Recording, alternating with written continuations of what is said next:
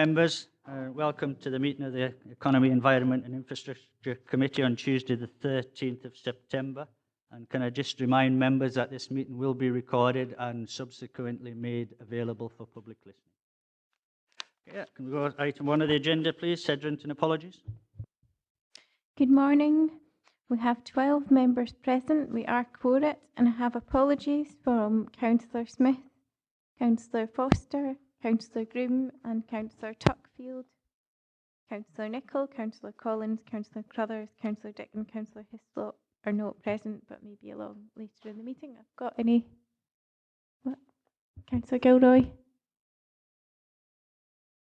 Mark him as an apology. Councillor McClung? Councillor Dick is in the building. He'll be in shortly. Thank you. That's it. Thank you. Item 2, any declarations of interest? Alistair? Thanks very much, Chair. I have a declaration of interest in relation to item number 11 on the agenda, Galloway and Southern Ayrshire Biosphere Reserve.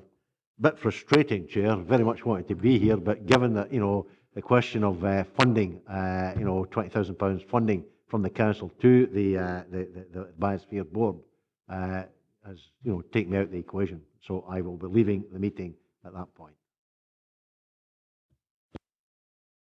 Declarations?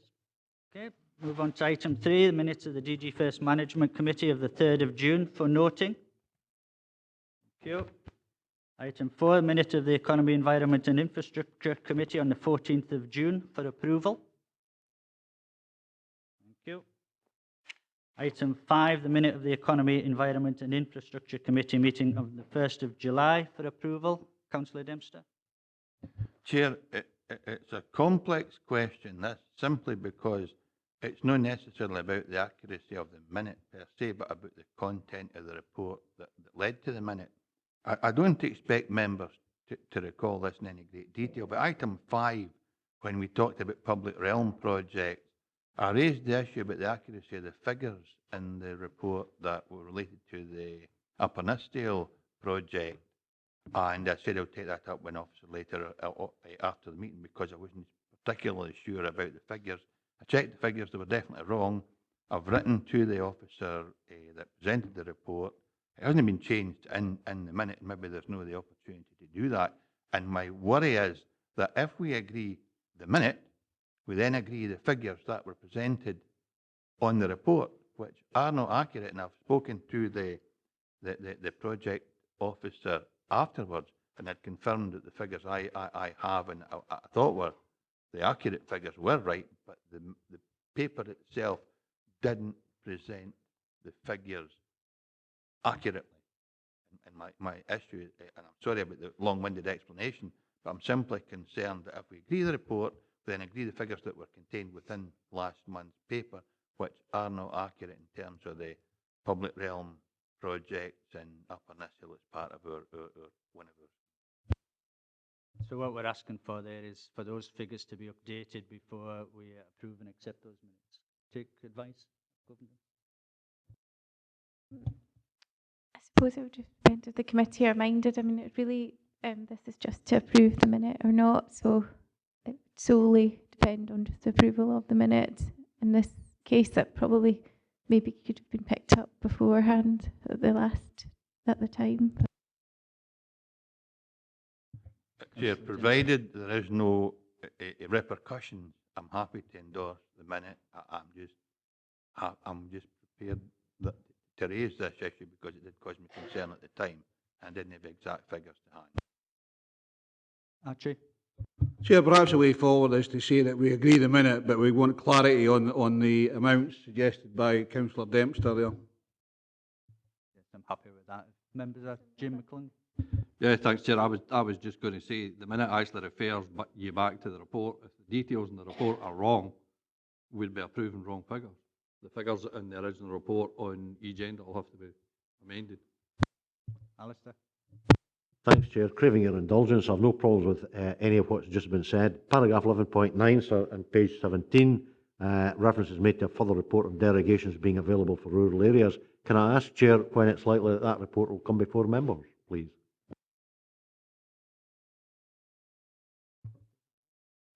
On the Paragraph 9, did you say, Alistair? Sorry. 11.9, sir. Further report.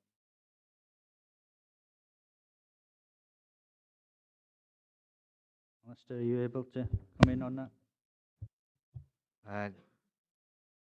The earliest we could do that, obviously, our next round is November.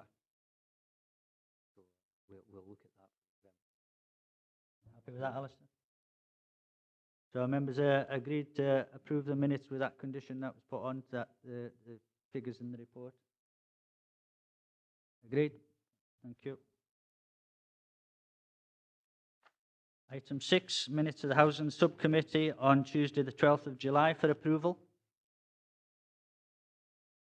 Thank you.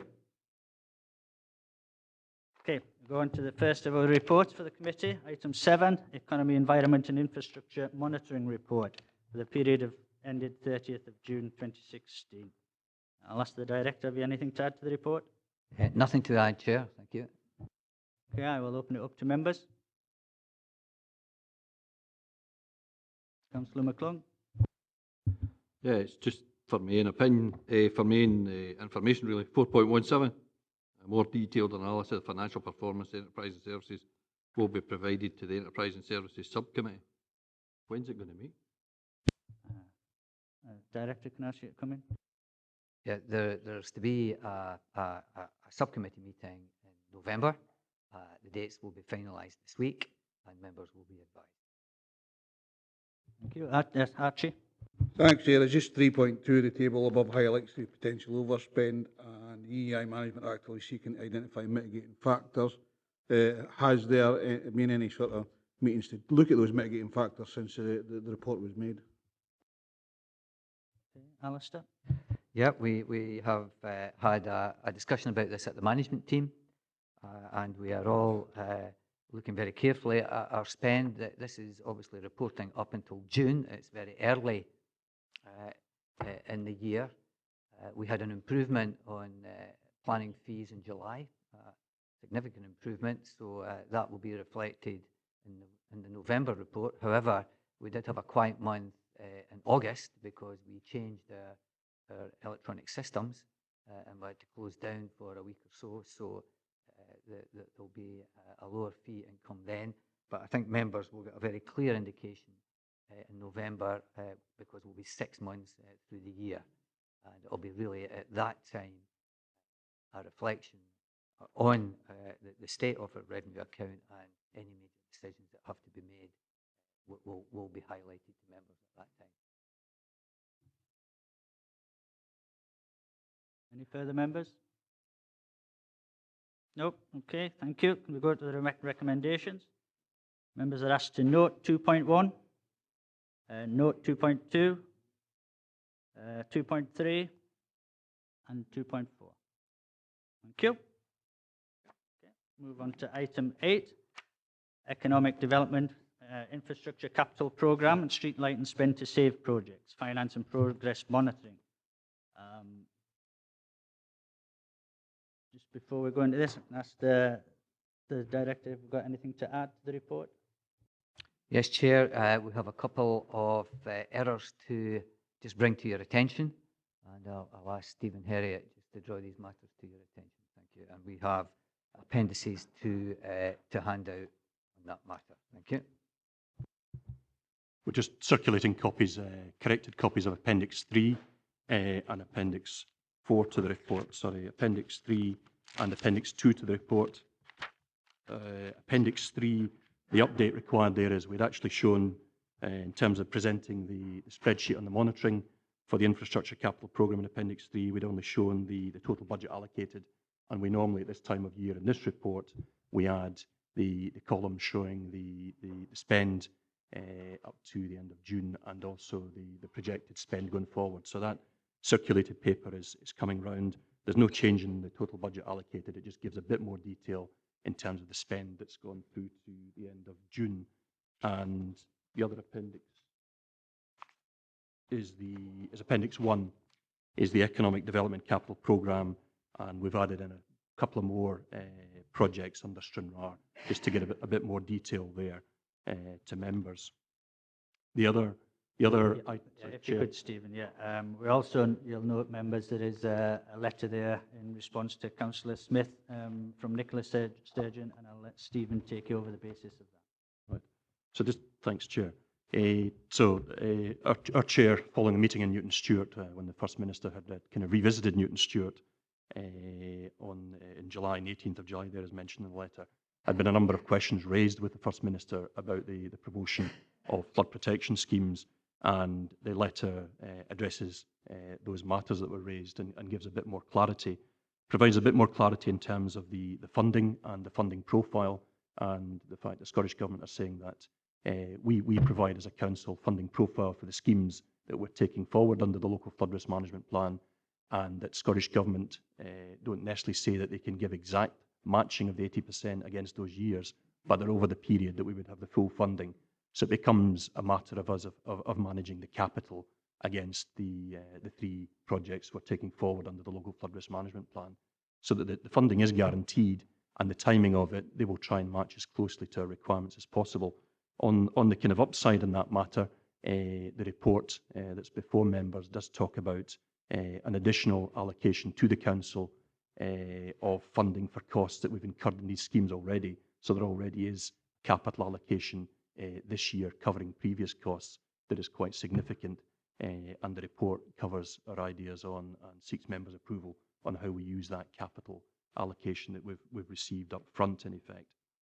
The letter from the First Minister also talks about the response to the issue that was raised on the economic performance of schemes in terms of the benefit cost ratio, and where the benefit cost ratio is low, and it was a matter that was raised in relation to schemes protecting smaller numbers of properties in more rural locations. And the feedback that we're getting there from Scottish Government is that they have just, this summer, they've just updated their guidance on evaluation of the cost benefit for flood protection schemes, and there is an opportunity to take into account non-monetised benefits of schemes where there is a low cost benefit ratio. We will need to work through that guidance in some detail in relation to our schemes where there are low cost benefit ratios, and see what arguments that we can advance on those schemes. And the scheme in particular that probably refers to is Cursfairn as well, in that we have an action from this committee to effectively lobby Scottish Government, once we can find a viable solution to that problem, to lobby for that to be considered for funding within the first cycle, although it doesn't sit within a potentially vulnerable area. There is also clarity in the letter about the potentially vulnerable areas, mentioning Cursfairn and the process that will be gone through to consider that for the next cycle of the local flood risk management plan. So that was a bit of an update on the First Minister's letter. I did have one more item of update, Chair, if I could. In the committee report at the paragraph 3.55, we, under additional information, Scottish Government additional funding for flood damaged infrastructure, we have a bit of an update, a verbal update to committee on the information that's contained in the report at that point. We had, as an authority, claimed against the £5 million that was made available by Scottish Government for damage to infrastructure following storms Desmond and Frank last year. This £5 million was oversubscribed. There must have been about a dozen local authorities were impacted and had made claims, and £9.2 million in total was claimed against that £5 million. What Transport Scotland, on behalf of Scottish Government, have agreed to do is just effectively a straight allocation against the £5 million. So it works out about 54%. Each local authority will get 54% of what they claimed, equally against the schemes that they'd identified. That means for this council that we're looking at getting an allocation of about 980,000 against the damages that we'd identified. And we deal with that in a bit more detail in terms of the report, in terms of the funding. So that additional funding has received ministerial approval, and we're just waiting on Scottish Government to work out how they're actually going to make that funding available to us to assist us in meeting some of the costs on the storm damaged infrastructure. And that kind of lets us move forward with the option that we have before members for the landslip at Glen Taras. Thanks. Okay, thank you, Stephen. Just before I open it up to members, I would like to just ask that with governance, with these new appendices being put before us, that these particular figures are the ones that go in the minute, so that we don't have a reoccurrence of the issue that Councillor Dempsey brought up earlier on. Government to be assured of that, please. Yes, I'll assure that in my notes for when the minute comes to be revised. Okay, thank you. I'll open it up to members. I have Alistair. Thanks very much indeed, Chair. I'm particularly interested in the First Minister's letter to Colin and also to, or more importantly, to the issue of the cost-benefit ratios and Stephen's comments in the back of these and the fact that we're working through the guidance. I would like to think that, once that's been done, we'll get a further report as soon as is practically possible. But in the meantime, Chair, I make no apologies for reiterating my previous comments. I think that, the Scottish Government in particular, have got to conduct a radical reappraisal, in fact, of, their guidance or the previous, in relation to such as cost-benefit ratios. And it's got to be skewed in appropriate circumstances, as far as I'm concerned, to benefit small rural communities. Because if you don't do that, Chair, these schemes are not going to be viable. And presumably the logical conclusion to that, Chair, is that they won't take place. So essentially, you're writing off these communities. I'll leave it to George, as a local member, to make a more eloquent plea for the likes of Carstfern. But I mean, I totally support, what's being proposed in the report in relation to the Carstferns of our region.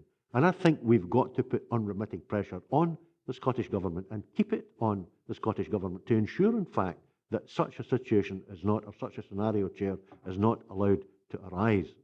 And I, as I say, I'm not, having a pop at the Scottish Government. Let me make that clear. But I think, having seen it firsthand and having suffered that, it would be remiss of us as a committee and as a council not to hammer that point and to keep on top of it, Chair. And I would hope, in fact, what I'm saying will resonate elsewhere in the chamber. Thank you.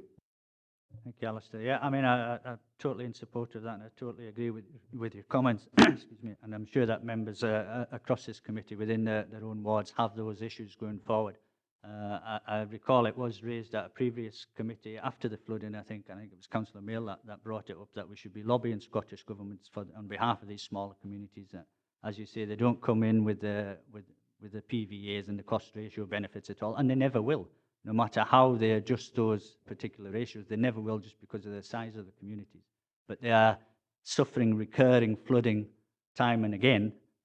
It may be not on the scale that some of the flood protection schemes that we're promoting are on, but nonetheless, it does affect those communities as severely as the larger ones. So, yeah, I mean, I'm fully supportive, and I would expect this committee would be too, that we use our lobbying powers as a council and through this committee as well to keep lobbying Scottish Government to have some form of fund that may be set up to help these very small communities in flood issues.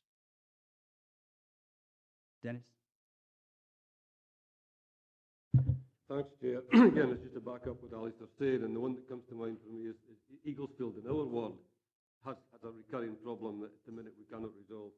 But what I'm concerned about is that while I welcome flood prevention schemes, and specifically the one obviously in Langham, is that within that community we have a situation where 30 or 40 houses every winter can have as much as 30 days of water running round them, down from the hill, through the back wall, and round about them. And now I know work has been done on that. I'm just disappointed that work has not manifested itself in this report, because it looks like at this moment that those houses are going to have to put up with that again this winter.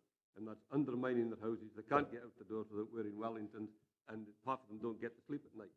And it really is quite a serious issue. And I wonder how within this we're going to drive those things forward. Because, as I say, the people there are now starting to ask questions of us as councillors: what's happening? When's something going to be done? Are we going to have to suffer another winter? Thank you, Dennis. I think it might be advantageous to all members of the committee that if officers could possibly compile sort of a list of the small communities that members report through the system as suffering from flooding on a constant basis. I know that the likes of Eaglesfield, such as you talk, every time that we hear of that, I report it into them. And we have other issues coming through from communities. So if we could compile a report of the smaller communities that are constantly being affected like this, then it would give us some information to take forward. do you want to come in? Yeah, we can certainly do that, Chair. I think that there are issues here that are operational, historic, and runoff issues from hills and drainage issues rather than flood per se issues. Well aware of Homewood, you're speaking about, well aware of Eagles Field, a number of operational issues there. So we'll look at these, but we'll compile a list and make it quite clear what we think are operational and need addressed, what come under the flood definition. Nish, do you just want to come back? Yeah, but Chair, this is the opportunity when this is on the table to ask the question. I know there've been surveys done in like the Homewood area.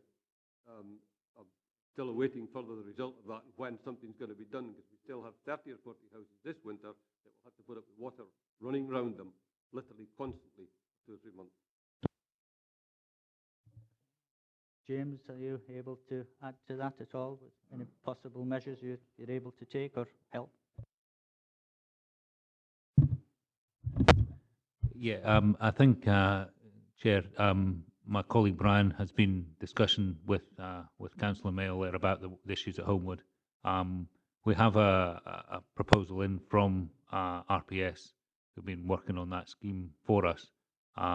We need to look at, as we've discussed, benefit cost, and we need to have that discussion with Scottish Government as to whether they would include funding for that if there's a positive benefit cost for that element of works. But we believe there is a possible solution for the Homewood issues, and we want to come back to the community once we've got confidence in that. I apologise that that's not come as quickly as we would have liked to, that we would hope it would. But I would add that the challenge presently nationally in Scotland is that 32 local authorities have identified flood protection works and been given a lot of money by Scottish Government to progress flood protection works, and there is a lack of resources nationally, not only in local authorities but in consultants to undertake this work. So while we have consultants on board, we are constantly chasing them for sticking to time scales, and it's we will continue to do so. We will use the powers of the contract we have to force them to do so. But hopefully we can come back to Dennis in the next month or so with some more information on Homewood specifically.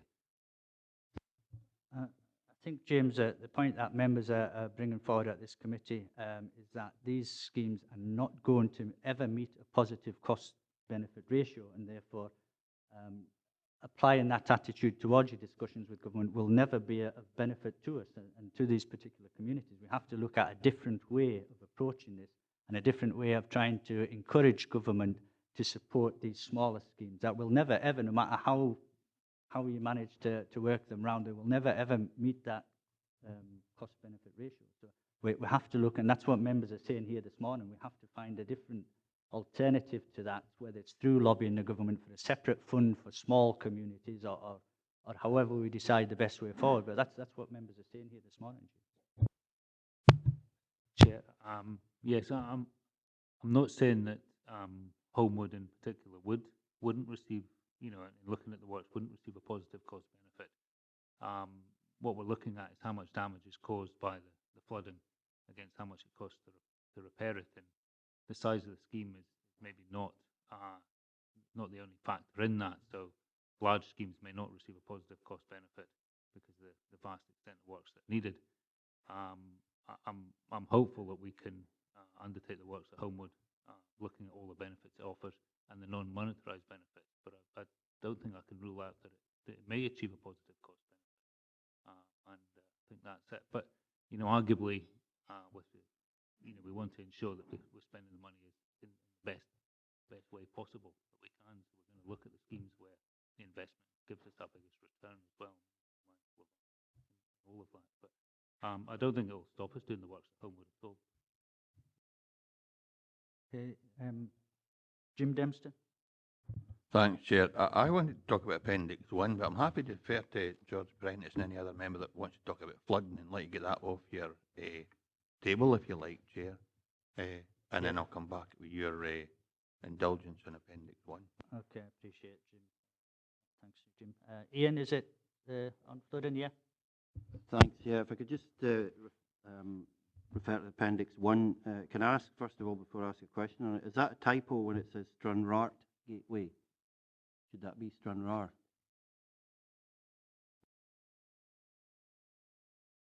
Right, okay.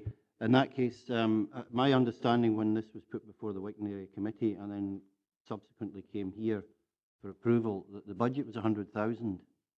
The figures we've got here is zero allocated budget and only 2,850 spent. Can you maybe clarify? Chair, I thought I'd deferred so that we could deal with flooding, because I want to speak about Appendix 1 as well, and I'm happy Councillor Dick Yes. gets to say, but it would just to let members deal with the flooding matter and then go back to the other matters on the agenda. Yes, you did, Councillor Dempsey, appreciate that. So, Sorry, I didn't mean, hear that, so I'm quite happy to. If Councillor Dick, if you'll allow the flooding issues to be sorted first, and then we'll come back to Appendix 1. George? You know, I'm grateful for the kind words that Alistair was saying about Carspairn. I mean, Carspairn last year was totally devastated, you know, with what happened. But, you know, there's various small communities, like my own community of Parton, which was also, every house was flooded. The village hall was flooded to 3 feet. It hasn't been opened since. We're in the process now of actually renovating the village hall to a vast amount of money. And there's nothing nothing to say in the gods that it will not happen again like it did last year. I hope I never see it again, but it's the first and only time I've seen 3 feet of water in Parton Village Hall. But we've had no hall, we've had no community centre for almost a year now. So once we get it fixed, we're up and running again, hopefully to see it not happening again. So that's really all I'd say. Thank you, George. Jeff, was yours on flooding issues or not? Okay, well, I'll come back to Councillor Dempsey. Thanks, Chair. Thanks for that. Just an observation and nothing more on Appendix 1 in the handouts today. I see we've got total budget allocated for 2016-17 on the Upper Nissel regeneration projects. That was the issue I raised earlier on the minute for the last time. Had the total been there, I'd maybe put to bed the issue that I wanted to raise. And just two very minor matters. The Sanker Public Realm Scheme shows a £10,000 budget allocated, 11,000 odd spent, so it should have shown a variance, I would have thought. And I'm quite content because the total allocated is far more than £10,000. So I've no issue. It's just how it's presented. And the other thing is, we've already conducted a meeting, a consultation with ward members. We go to public consultation on Monday in respect to the Public Realm project, and everything that particular scheme is moving along, and I'm personally very delighted with what's been offered to members and presented for consideration. It's the intention to spend £100,000 on the Gateway projects. To date, members haven't been briefed on how that will appear, and we haven't set up a consultation exercise, and I wouldn't want it to be spent, the forecast spend in March, without the due process, for want of a better word, being conducted. I'm sure it will. It's leaving a short time scale. I'd far rather the project finished up, welcomed by the community, rather than hurried just because we have a date for completion. And as a throwaway line, all members are absolutely delighted that such investment takes place. So no criticism, fair or otherwise.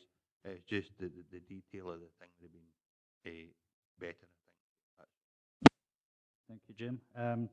Firstly, yes, looking at those figures that you mentioned in the public realm, yes, that is definitely needs altered. And again, I would like these correct figures to go into the report that goes into the minute when it's published, please. And Ewan, do you want to come in on Councillor Dempsey's other point about consultation with the gateways going forward? No, Chair, I've spoken to the officer and it's being done. It's not been done yet, and I'm simply saying to you, and I don't want it to be hurried just to meet a deadline. I'd far rather it took its natural course and all the appropriate folk were consulted, members of staff are actually dealing with that. They've no complaint about it. It's just the observation that it's featuring here, but the process hasn't really started yet. Okay, point taken. Councillor Dick? Yeah, just refer to my previous question about the figures for the Stranraer Gateway project. Am I correct in saying that's the Billyettes and Air Bridge? If you can just give me an update why the 100,000 doesn't appear there and why such a small amount appears to have been spent. Ewan? I think it's purely because the allocation there was for 16-17. The majority, the bulk of the spend in 100,000 was last financial year, predominantly Billyettes and that it's undertaking that year. The funding in there, I think, is a additional amount required to carry out planting later this year to meet the planting season in November. So, without doubt, the budget of £100,000 has been spent on these two projects. This just reflects the 16-17 allocation. At the end of the financial report, at the end of last year, would have shown full spend. Thank you. Jeff? Thank you, Chair. My issues with the speed limit and traffic calming programme, particularly the 20-mile-an-hour zones. I'm pleased to see in 326 that the Traffic Sign Regulations and General Directions 2016 recognises 20-mile-an-hour repeater signs and roundel road markings as traffic calming measures. And the Director and Mr Howell will know that Heath Hall community has been calling for a 20-mile-an-hour zone for Heath Hall for many years. And we've made precious little progress. We've had speed counters out on a number of occasions. What I want to know is, not only in terms of Heath Hall, but also other communities where they want 20 miles an hour zones without engineering. They don't want speed bumps. Speed bumps damage cars, they also damage roads as well. They don't want chicanes because we need to upkeep chicanes. And they're fully aware of the financial situation that the council's in. If we need to move to hard engineering, we're never going to achieve 20 mile an hour limits or zones within these residential areas. So can I have assurances that these new regulations or guidance will be taken fully into account in progressing 20 mile an hour zones or limits within residential areas? So can I just come in and say that I think most of Edinburgh is now moving to a 20 mile an hour limit or zone apart from arterial routes, and I think Islington's been that way, or it's going that way as well. So if they can achieve it, I don't see why we can't. Thank you, Jeff. I'll bring the Director in on this. Right, thank you, Chair. We've been out taking measurements across the region. We've received the information. It's yet to be reviewed, but we would certainly hope that the changes to the legislation and this new guidance will help us. It certainly states that traffic calming measures can include repeater signs and rondels on the carriageway. So we're encouraged that we should be able to implement some of these measures to control traffic and hopefully introduce the 20. We're encouraged by that. Certainly to continue with speed humps, chicanes, all the rest of it, icing on what I call a crumbling cake, I don't think is the way forward. Yes, Archie. There's obviously other partners involved in this, especially on the trunk roads and things like that. And some of the consultation with the partners has been, to be honest, horrendous. And I think the amount of time that's actually been taken, especially in the Langham 20 mile an hour zone, the situation there is that the Transport Scotland have not been good with their consultation with local communities, and it's us as councillors that actually get it in the neck after community councils. So I think there's a bit of partnership work that needs to be done to ensure that Transport Scotland and all other agencies that are involved in this understand that the stuff that we get as local councillors, because they're not doing their jobs properly. Okay, I'll bring Alistair back in on that. Yeah, I've taken note of that, Chair, and I'll raise that with the Director at Transport Scotland. Thank you. Ronnie Ogilvie. Thanks, Chair. It's just getting clarification. When we set the budget and then we get the first monitoring report, there's definitions about infrastructure. And here we are several months later, and the definitions changed in some of the schemes. And there might be a good reason for that, but as a local member, and I'm sure all members do, when we agree the capital projects, we go back to our communities and say, well, look, that's programmed now. And then we read 6 months later or a few months later that the definitions changed. So I don't know how many in here, because I can only recognise the ones that I'm involved in, but there must be some across the region. I just wonder if there's an explanation for that. Okay, thank you. Stephen? Yeah, so January, March, more often March in the year, we look to get agreement on the majority of the spend against the 9.5 million infrastructure asset class within the programmes. And we attempt at that point to bring as much detail in the programmes as we can so we can forward plan.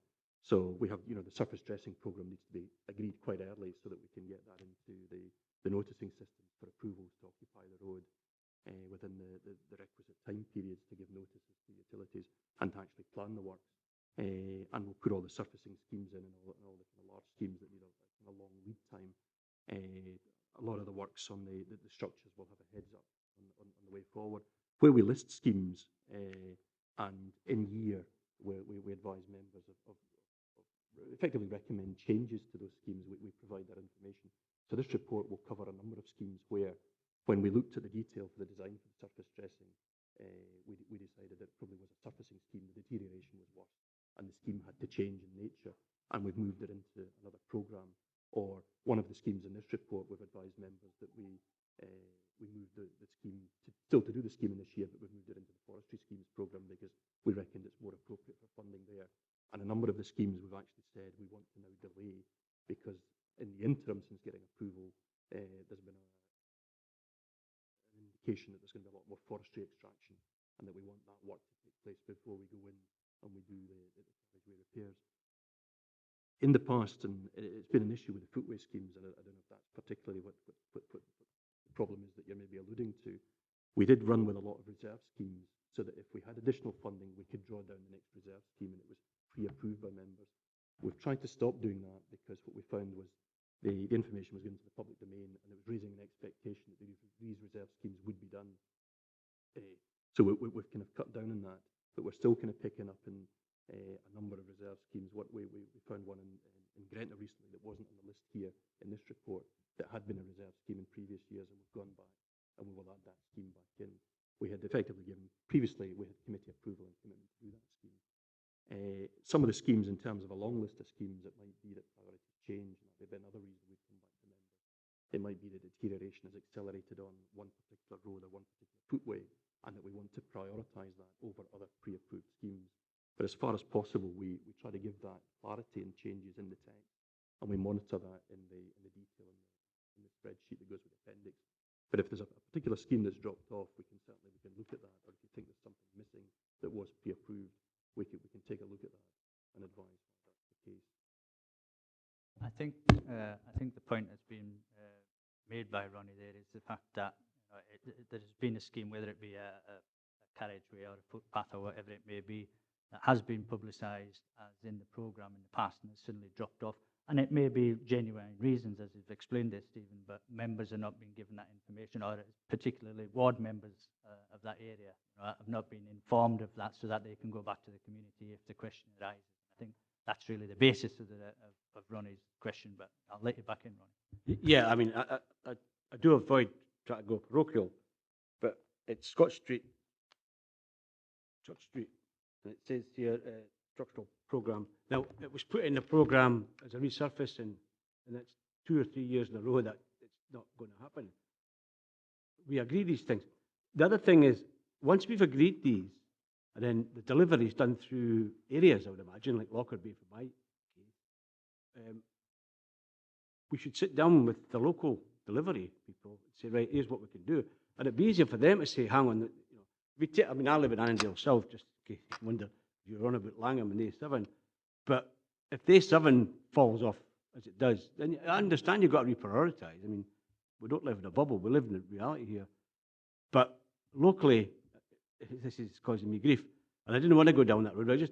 If there's feedback on changes, that would be welcome, and that's the point I'm trying to make.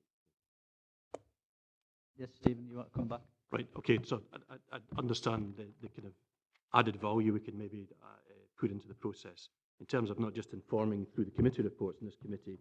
We'll take on board the issue with actually letting the other ward members know if we're changing schemes about and if that has been approved by committee. But if there are particular schemes that you feel have been on the programme in the past and approved, we will look at those and get clarity on why they've been superseded or where we've sought members' agreement to reprioritize. Okay, so if you speak to officers outside the committee, hopefully you'll get that in. Okay. Jim Dempster. Thanks, Chair. Just to mention the land slip at Glentarris, if I understand this correctly, it happened in December 2015. Our staff have conducted a comprehensive engineering study to come up with a solution, and we're proposing that we progress with this scheme and work commences more or less immediately. If that's right, I think we should commend our staff for the tremendous work they're doing, and it might be used as a good example of how council does its work, because Councillor Ogilvie just mentioned the A7. I can tell you that A76 carries more traffic than the A7 and the A77 combined. It carries more traffic than any road in Dumfries and Galloway, with the exception of the motorway, and that includes A75. And we're sitting last week with 5 sets of traffic lights and a landslip that hasn't been fixed in 4 years. This council should be commended for what it does. And be using the example, maybe we should be speaking to the Scottish Government and saying, if you can't do your job, we'll do it for you because you've got the staff expertise and willingness. And that's serious, Chair, and it's no to be taken lightly, that statement, I'll tell you. Your staff should be commended for what they've done. Okay, thank you, Jim. Patsy? Thank you, Chair. Just a couple of things. On the Kirkcudbright Shire power supply, I'd just like to say that in the summer I did nag a bit, and we got the extension to the Harbour Office completed, tidied up, looking really smart, and the kelp is in place. And I was very grateful for that because I did nag a lag a bit about it. But I'd just like to know and be reassured that the substation, Scottish Power are installing substation. That will be done in the future. I noticed it was hoped to be done after the kelp is removed, which they have been done. The other thing I'm quite interested in is at 2.9 in the recommendation, which is the scheme for the D-Walk in Kirkcudbright. And I noticed at 3.44, there's a paragraph about it. I just wonder what consultation's gone on about that, because I'm not terribly aware of this scheme.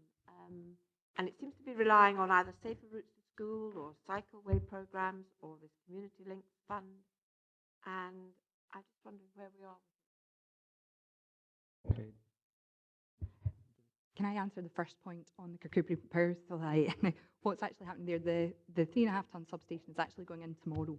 There was a meeting yesterday on site, and the whole substation will be put in place tomorrow, just with subsequent connections sort of happening in due course beyond that. Thank you. John, are you able to answer part 2? Yes, good morning.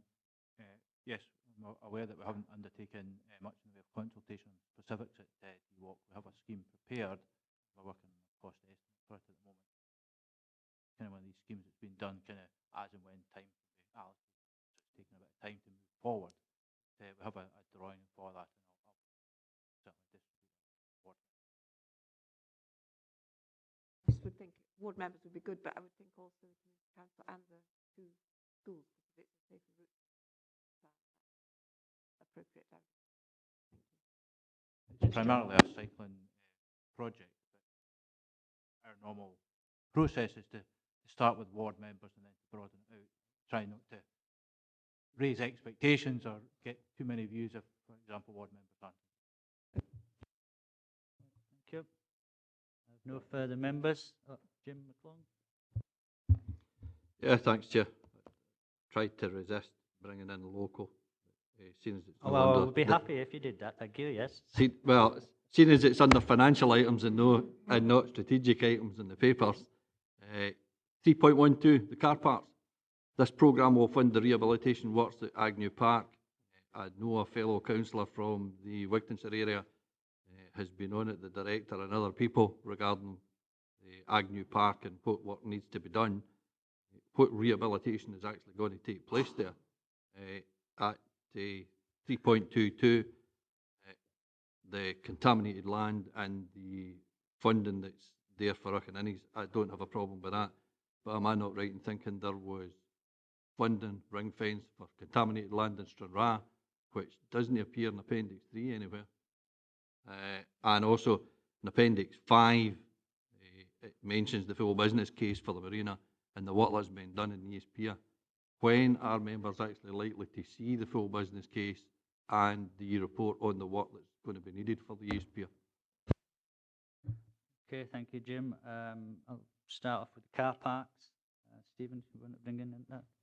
Yep, if I could just come back in on the The Agnew Park car park, the works there in terms of rehabilitation are to install the height limitation barriers, both accesses to the car park, and also to install a short length pedestrian barrier at the new access to Agnew Park. The ironwork, it's a piece of work that's been asked by for by local members for a period of time, and I've certainly gone back to one member in particular on that with details just this past week, and that we have the ironwork is on order, and that we're trying to target installation by the end of this month on the Agnew car park. In terms of the contaminated land and Stranraer, there's certainly that there was funding out of the capital programme that went into Stranraer to work up the solution. The exempt report that we're taking on the last item on the agenda does mention the Stranraer project and identifies the funding being aligned for that with the marina associated with the expansion and development of the marina and the development of the East Pier at Stranraer. Okay. And Ewan, are you able to come in on an update on the East Pier? In terms of the East Pier, what we're committed to doing is bringing a report back to committee in November on progress to do with the marina and the East Pier itself.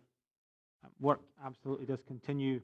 Things have slipped in terms of finalising the full business case and ongoing work that's required around due diligence.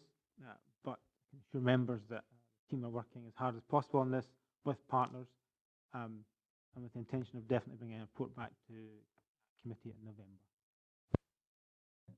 Thank you. Dennis? Thanks, Chair. I would agree with Councillor Dempster that the work being done on Glen Terrace on page 43, where the report is tremendous, and that we're coming to a conclusion on this, because this road has given hardship to 60 families and 7 farms now for the period of time, real hardship, a very rural area. But it's also the relief road for the A7. And if the A7 is blocked, people have got something like a 30-mile detour just to get into Langham if they're coming from the south. So it needs to be done. My only concern is that we're not addressing one of the other problems on the road, which is the bridge itself at Terrace, because what happens when the relief road is in operation, we get heavy goods vehicles trying to go through that route. And the number of times we've had them jammed on that bridge and the road being closed for several hours, and the work that has to be done to get them out of there. It just seems a pity that while we're doing this, we could not address that and do something with the bridge just to allow it to be that little bit wider, just in case these drivers with their sat-navs find this road and go along it and then jam it up and cause all sorts of problems. I mean, things like even fire engines and that have great difficulty in getting down this route. So I'll wait till we get to the recommendation, but I say it is welcome in the work that's been done. But I'm just asking, is there something further could be done just to get rid of one of these problems? I'll bring Stephen in a minute there, but it may be a case actually that we need to have a discussion with Transport Scotland about their diversion routes. If the A7 happens to be blocked, and that one would not be suitable, made not suitable for HGVs. But bring Stephen in. I mean, the report does ask members to come to the recommendation on Glen Terrace, and it is quite a chunk of funding that's required, at over £1 million for the project, and we're looking at kind of a longer length of the improvement over than that section that is failed, because of the possibility there might be future failures of that nature in terms of the slope stability. If there's an issue with the structure, it's probably a separate project. I mean, I think in terms of that £1 million plus, we can now take that forward because of the 980 that we've got from Scottish Government. The other projects that caused that we had severe damage in the last winter, we had been able to allocate funding from the infrastructure programme, but Terrace was obviously the landslip was obviously at over £1 million was beyond what we could cope with in the programme at that time. So the funding from Scottish Government will help us address this problem. If we have a separate problem with the bridge, we can look at that, but it's probably a similar scenario to any number of masonry arch bridges that we have in terms of the swept paths. But I mean, it's something we can consider. I'm not sure that it would be part of this project, but it might be something for a future project. I know the likes of Stone Bridge, where we eventually we've had damage and we're having to effect repairs there. Because we're actually there on the bridge, we're looking at widening the parapets, because that was always an issue with the swept path to be come back in, Dennis? Yeah, Chair, fully accept that, but I would like to ask that we do contact Transport Scotland and have that discussion because, as I say, it is a vital link road and it's not fit for purpose. And certainly, if there's extra funding could be put in place, it would then do a job that's really needed. Okay, we'll take that. Archie, is it same subject? Thanks very much, Chair. It's just coming to the recommendation. It's the last one too. No, well, actually, Sorry. if you don't mind, I thought it was the same subject. I've No, got sorry, George no. to bring in first, and I'll come back to you. Thanks, Chair. It's just on the street lighting spend to save, which I think is a marvellous thing that's going on across the whole region. But I'm hearing, whether it's true or not, I just want confirmation, that we're now putting up lights which are non-adjustable on walls and not necessarily on lamp standards, but permanently on walls which are non-adjustable, which, dare I say, is causing concern to people the lights are shining in their bedroom windows, and they're being told there is no way these can be adjusted. I'm just wondering if this is the case or not.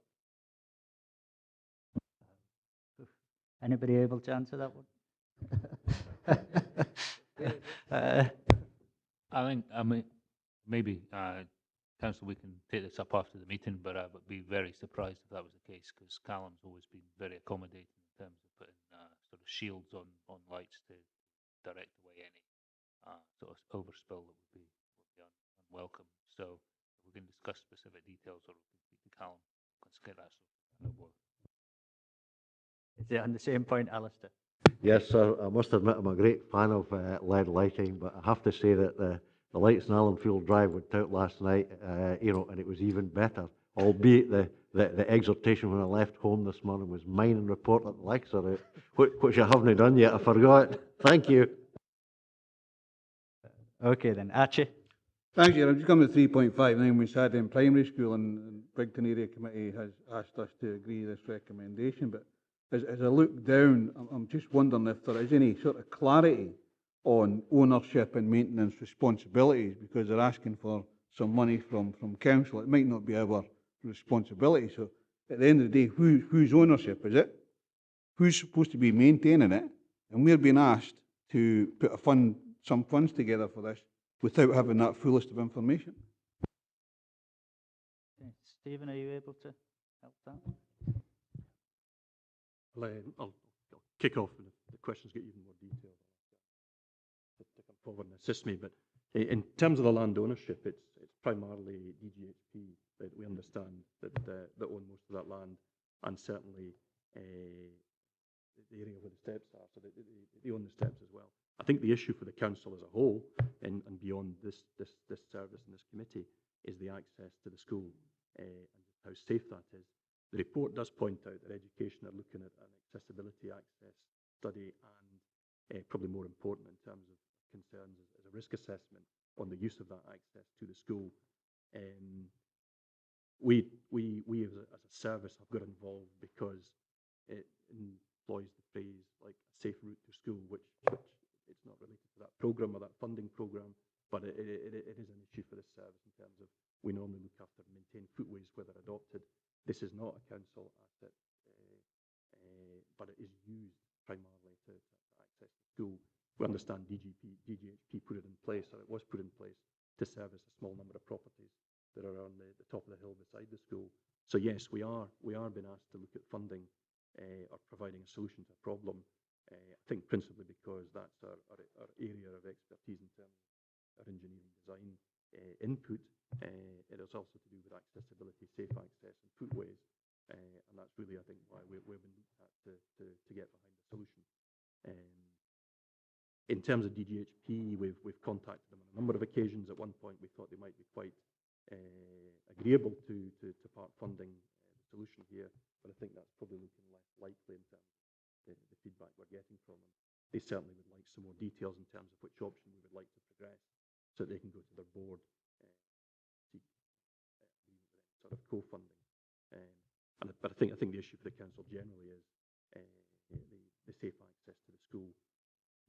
Which service is really the best to try and bring solutions to bear on that. Sim, points. Same subject, Chair, and just a daft question.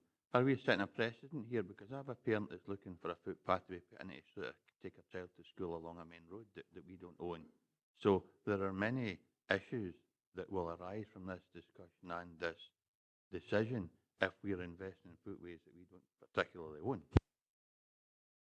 Yeah, well, I think it's members will have to make that decision when we come to the recommendations. As 3.62 says that the outcomes of these pieces of work are to form the basis of a business case for future funding allocation.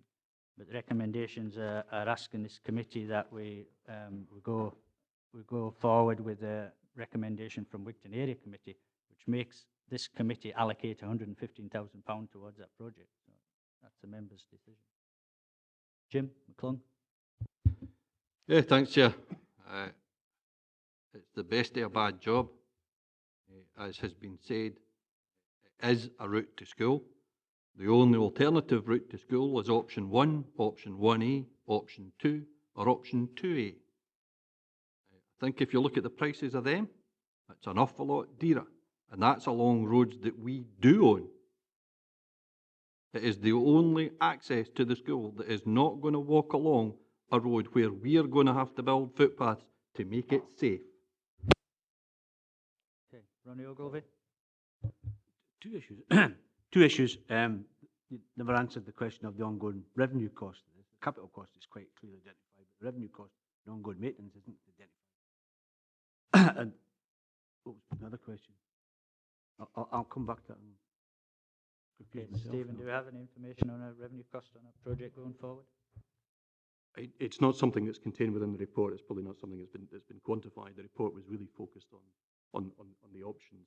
I would anticipate that if we were to step in and effect these works, capital investment, that effectively we would be adopting that as a footway, as a footpath and a footpath route, and that really it would be between ourselves and the education estate services to decide who would continue to maintain that. But it would effectively, I think, going in and investing in it, we almost it's very difficult for the council to never then say that we won't continue to maintain that in the future. So yes, that would be an additional consideration as a burden going forward.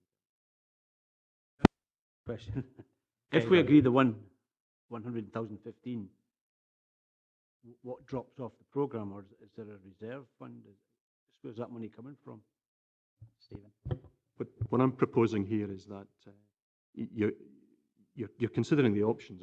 Effectively, I'm required to bring back this recommendation from the Wigton Area Committee, and as been pointed out, they've obviously gone for the least cost option that might provide a safer access. It doesn't address their main concern, which was kind of buggy and wheeled cycle access to the school to facilitate that. So what they're looking for ultimately is a safe solution to access the school.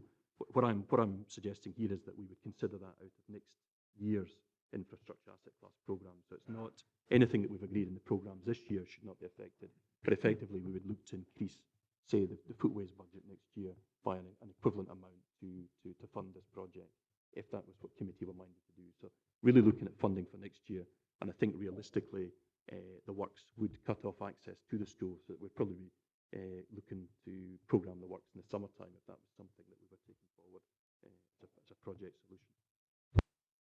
I mean, I agree that it's mentioned in the report. It's probably the least cost to the council option that's been presented before us, and that's what the Wigton Area Committee have recommended going forward. But Ronnie Nicholson. Yeah, that's fine, and Jim's quite right. It doesn't look as if there is anything here that actually meets the standards. It actually says in here there's no clear solution which would comply with the current design standards and provide suitable access. How does that affect liability to the council? And if we're actually promoting something that doesn't address the primary driver, is option 6. It doesn't address the primary driver in this. So how does that affect the council? I know we need something in, but would we be putting something that we're liable for, if you want, if anything happens? Fair point, Stephen. And I think it's probably an issue for education to take on board in terms of the education service to consider in their accessibility access study. Effectively, we're saying it doesn't, the option doesn't satisfy the primary driver, which was we were asked by local members to look at a solution that would allow kind of safe and easy buggy access, effectively, or kind of cycle access, pushchairs and buggies. The other kind of the code that we mention in the engineering design report is the code of practice for disabled access needs and mobility impaired access. So we're saying that it doesn't meet those needs or the kind of buggies or pushchair access. It still, for those that are mobile, provides a pedestrian route, and many of our pedestrian routes might not be, for mobility impaired access, might not be suitable. So it's really, it is an issue in terms of it provides a solution, but it's not addressing what was the ward members' desire, that buggies and pushchairs would be able to use it as well. Let's come back in. That's fine, I understand that part. It does say no clear solution which would comply with current design standards and provide suitable access. If somebody, decided to use it with a pushchair or whatever like, and then had something, we've actually put that in place.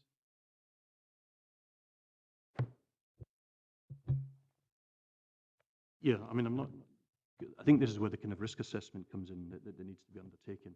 I'm sure there are many areas. Effectively, we would be designing and installing a set of stepped access that would be compliant in terms of guardrails for support as you're using the steps, in terms of the risers and the tread dimensions and landing areas between the flights of steps, so that it's not. It is quite a long slope.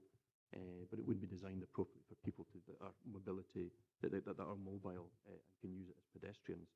There are many examples of, we'll have staircases throughout our kind of adopted footpath network that people have to negotiate.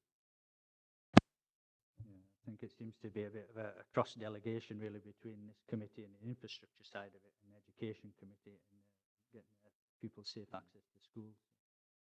There have to be discussions ongoing between departments, I would think, on that. Any further members? No. Thank you. We'll turn to the recommend. Jim Dempster. Just one, and it's on this option 6, Chair, and we should be concerned with this because it says on page 110, when they're talking about carrying out some improvements, while this movement may be consequential at present, changes such as construction works removing trees have a significant impact on the stability and the risk of construction work on the slope being the catalyst for more significant landslip. We don't even know what the eventual consequence or outcome might be. And to ask members to commit a resource on the basis of information, I think is bizarre. Alistair? Just on the back of your comments, or we go to recommendations, can I suggest, Chair, before we do that, we amend, or we agree to amend recommendation 2.12 to take account of the previous discussions that we've had in relation to cost-benefit ratios. In other words, when I say amend, I mean put in the appropriate form of words in addition to what's proposed there. I think it would be helpful, if we're to do that. In regard to the smaller schemes that wouldn't meet that criteria, and further lobbying to encourage Scottish Government to fund such schemes. Okay, I'm happy with that if members are. Jim Dempster? Can we add in 214 that we offer our services to Transport Scotland and Scotland Transservice, since they don't seem able to do what our staff are able to do? No, I don't think it's a delegation of this committee to ask Transport Scotland to do that. We can make the offer, Chair, that's all I'm saying, we should offer our services. Okay, can we go to the recommendations, please?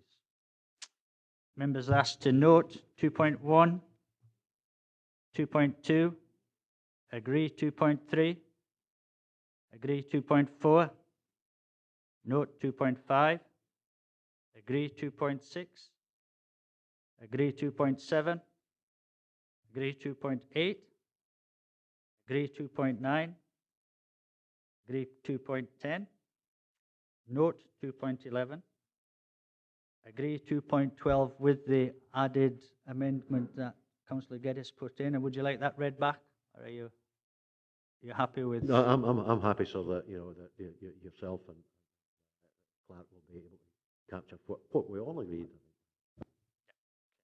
Thank you.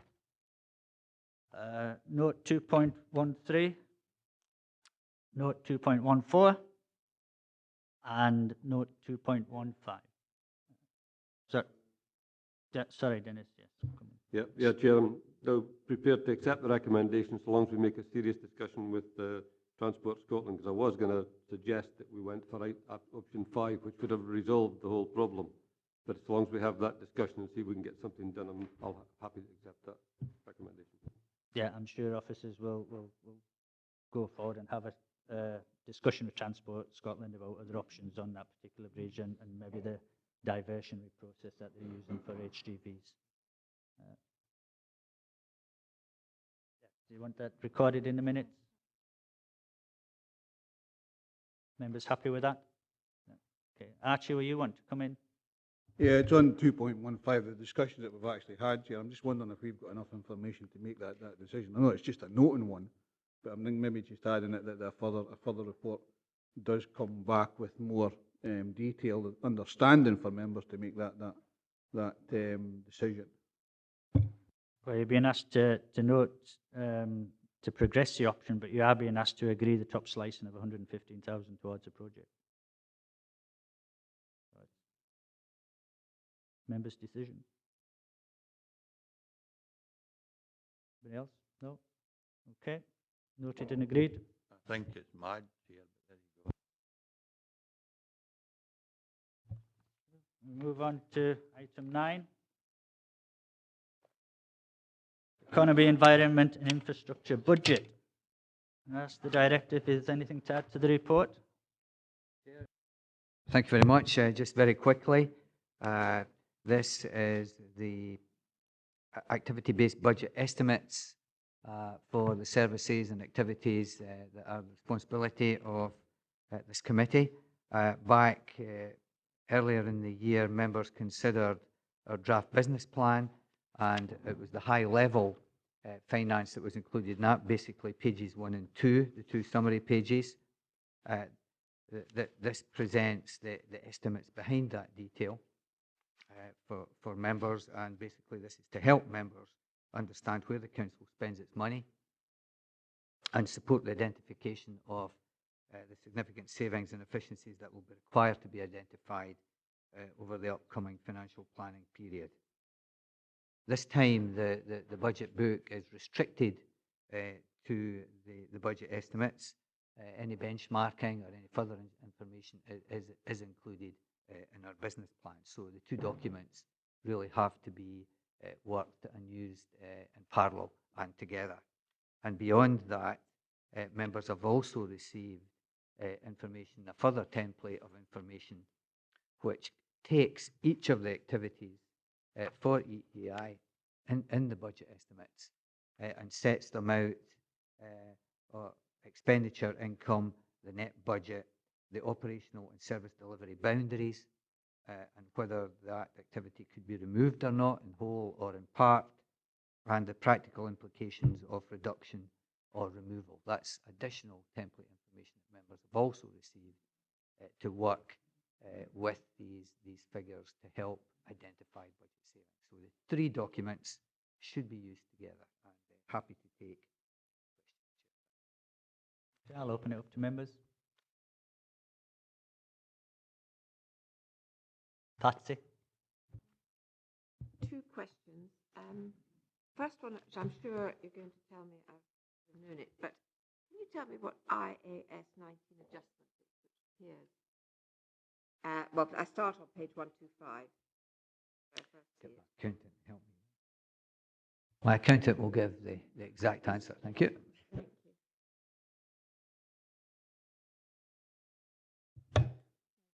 It's an accounting adjustment for the pension fund. Right. Okay. Thank you. Because I see it comes through the things, and I wasn't sure what it was. The other thing I noticed, which is to do with mostly to do with enterprising services, which I noticed they're overspent on page 23 and also on page 126. It just seems that the under the supplies, servicing and administration costs on page 136, there's quite a hefty spend on printing, postage, stationery, and I thought we were heading for a reduction in all of that. You know, £84,500 nearly on printing. Why is that done, and why is it not? Is it not?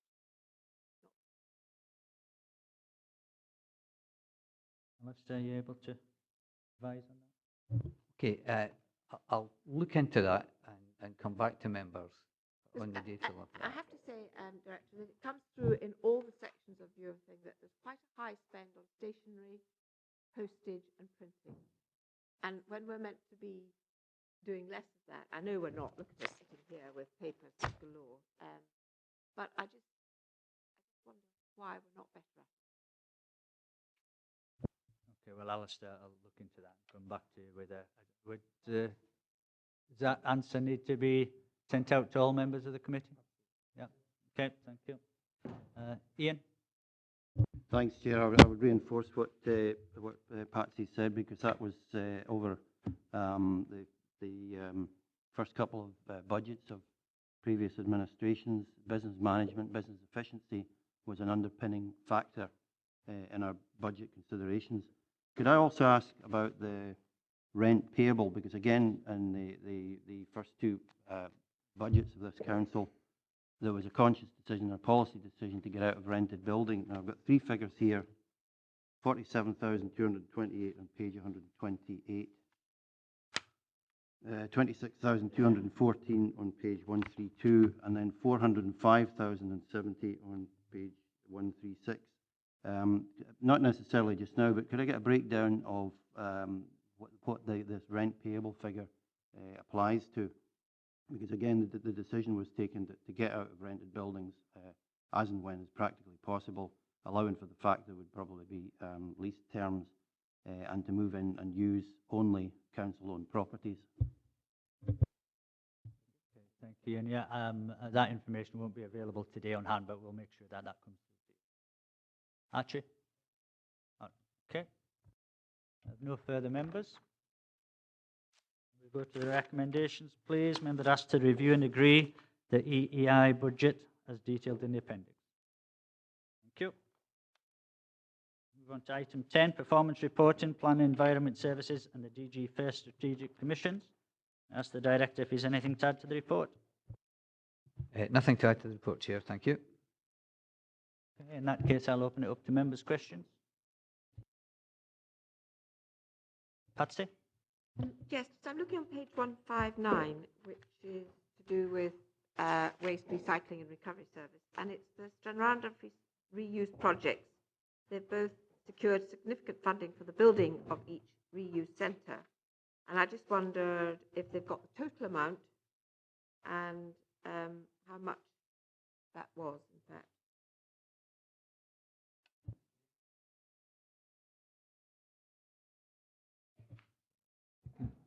Can I ask the Chair just one favour for this particular report? There are 11 strategic commissions, and when we run through it on an area basis, it's usually been simpler if we run through the strategic commissions from 1 to 11, and it just keeps it simpler for jumping around between different subjects. So, with respect, if we could, the first commission is on. Provide a household waste and recycling collection. Correct, on page 153. And if we work through the commissions like that, then that allows members to discuss each one individually. That's okay. Okay. Yes, Archie? Just obviously these are included in, I would imagine these are included in the ENI business plan. And I just wanted to make sure that these KPIs will be coming back to ENI, and there'll no subgroups getting charged with looking after these. Alistair, yeah, I mean... yeah, we can confirm that these will come back to EEI.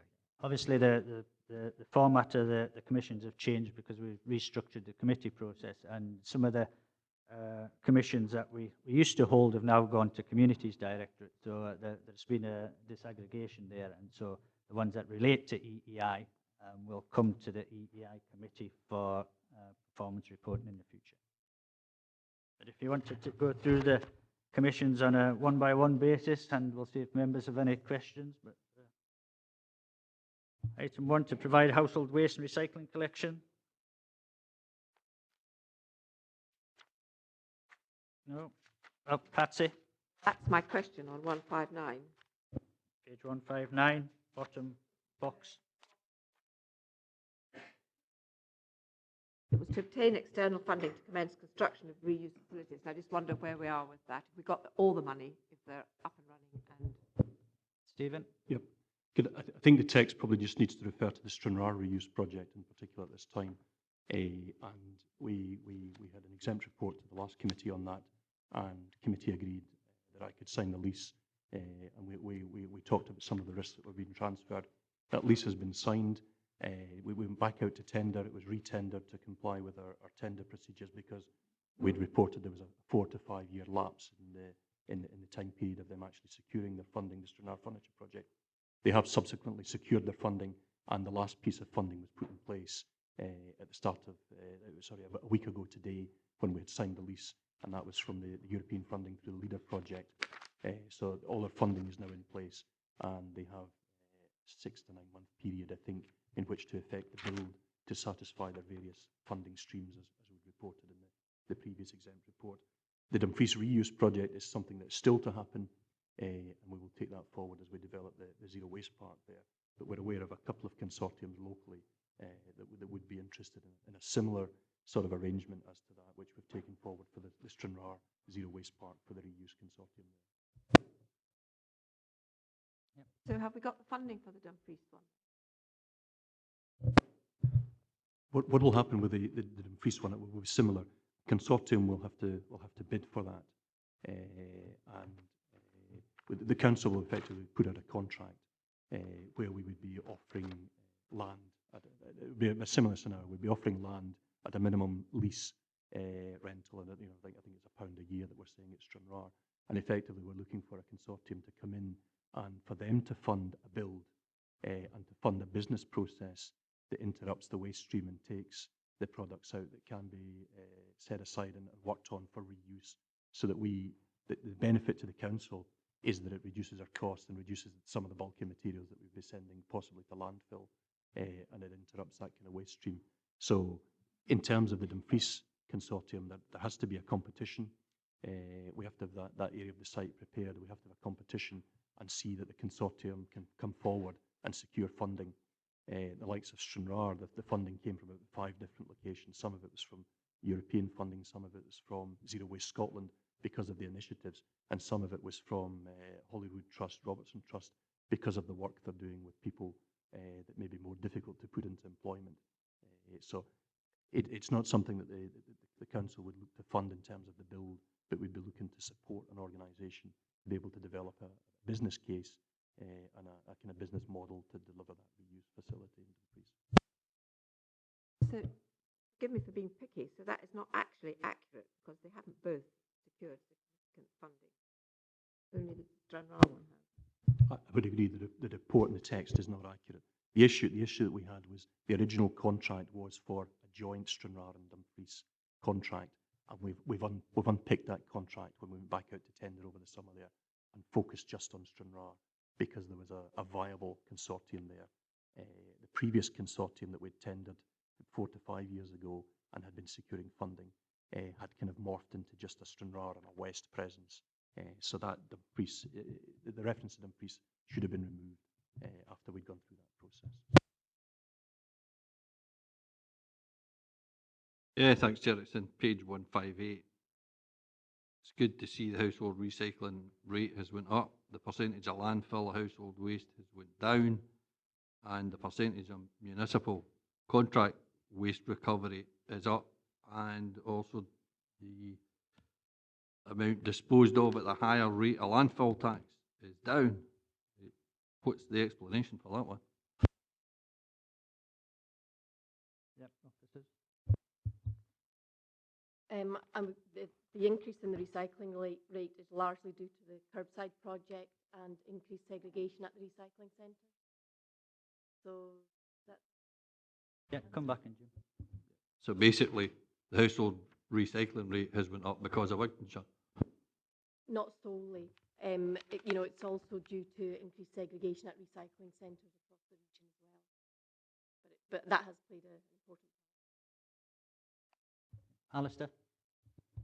Thanks, Chair. It's page 159, and we're talking about maintaining the ISOs 14001 and 9001 certification. And it says in the rubric on the right-hand side there that the accreditation wasn't achieved in the early part of the year, and performance penalties were applied to the PFI contract. Can I have a wee bit more explanation to that, sort of, as to why we had difficulty in getting accreditation, please? Okay, so the requirement is on Shanks to obtain that accreditation, and my understanding is they missed the meeting with the company that would approve that accreditation, so it had to be rescheduled. So it meant they missed the deadline in the contract, and so we then applied performance penalties, financial penalties. They now have it in place. Thank you. Okay, Archie? Thanks, Chair. I was just coming back to what Patsy mentioned about the Dumfries side of things, and I'm just wondering if there's an opportunity here for Enterprise and D&G to set up a business partner of sorts to look at this. My understanding under the PFI contract is that whatever waste that we collect in Dumfries and Galloway Council with our own guys, 67% of that recycle it is paid to Shanks. Now, I'm just wondering if there's an opportunity here that we can get some funding in as a council, as an enterprise in D&G, and perhaps it's something that we can talk to Alistair later on as part of his directorship. I'm just thinking outside the box at the moment. I think that's something that could be brought to the Enterprise and Subcommittee, yeah, and they could make that decision going forward whether they want to enter into that sphere of business. Okay, move on to the next service to provide roads maintenance management service, starting on page 160. Members? I believe some of this information has already gone through the area committee process, but I'm not sure if all area committees have yet had it, James. This report went to Nithsdale Area Committee last week. We'll be going to Wigton Area Committee tomorrow. We're going to Stewart's Area Committee the following week, and Annandale and Nithsdale Area the week after that, so 4 Wednesdays in September. So certainly it'll be coming under further scrutiny at area committee level as well. But Alistair? Thanks, Chair. It's page 164, sir. 212, the average number of times gullies are emptied per annum. I've actually just pinged to Robert this morning an email that I got from a lady in Newton Stewart, whose property, regrettably, was extremely badly affected by the flooding. The point she's making is that it's imperative that the council keeps on top of its own infrastructure. I think we all agree with that, but yet you notice there that there seems to have been some form of diminution from, from 1 to 0.75 in 2015-16. Can we have the assurance, Chair, that we do, as a council, appreciate the necessity of sort of carrying out such work, and particularly in specific locations in the region which do have a propensity, as it were, to flooding. I know that that issue has exercised members of the Newton Stewart Flood Action Group. Okay, thank you. Any comments on that? Okay, thanks, Alistair. I've passed on your email, by the way. The cost of waste disposal for Gurry Horizons is expensive and is considered to be contaminated waste. Therefore, we're unable to carry out the full extent of the gully emptying this year, but we hope to put new processes in place to be able to carry out proper emptying for next year.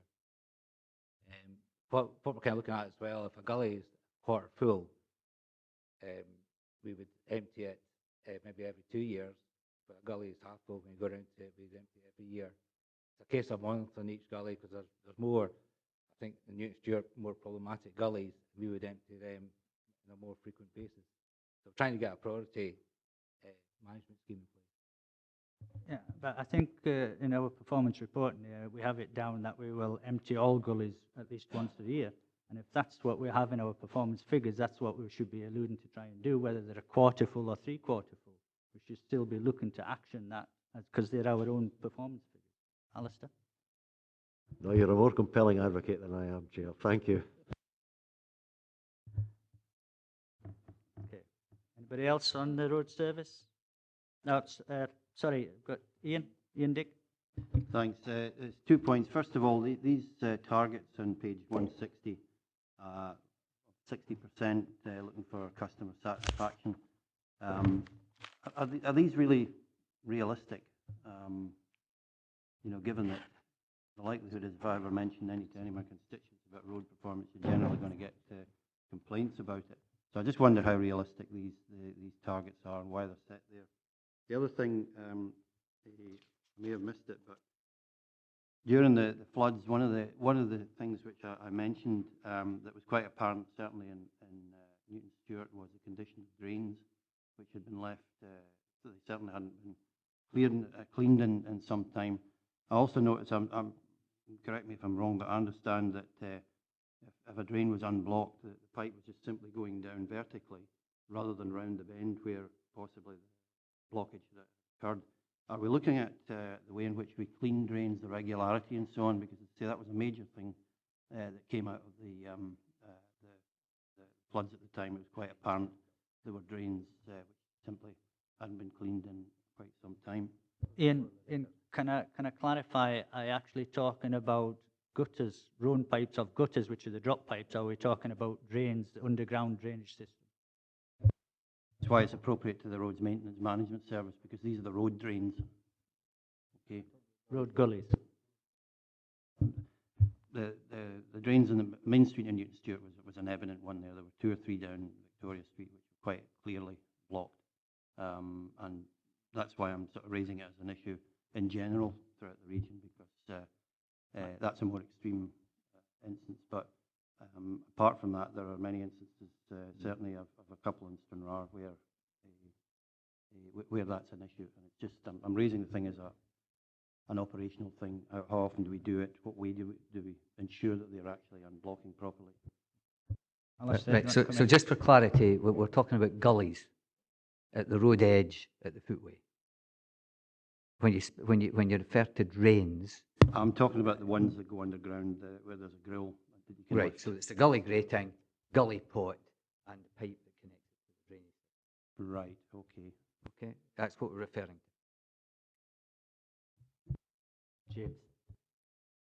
Yeah. Thank you for that. If we take the first point, Councillor, the data that's presented here in 1.1 to 1.3 is nationally acquired data, and we this authority, along with four other authorities in Scotland, buys into the NHT survey. It's been recommended. Actually, interestingly, it's been recommended recently in the Audit Scotland report on carriageways that more local authorities should look to the NHT survey as a way of getting information and feedback from the public on the condition of our roads infrastructure, amongst other things. It looks at a lot of information, a lot of services that local authorities provide. But we were one of the first in Scotland to buy into that. The targets that we've set were set with a little bit of, I think, probably in discussion with Stephen. Stephen probably set them in discussion with me, but there is a little bit of arbitrary value in those. And you can see that we have seen an improvement over the years in 1.1. You're right, are we ever going to get to 60%? Because the first thing people complain about is the condition of the roads.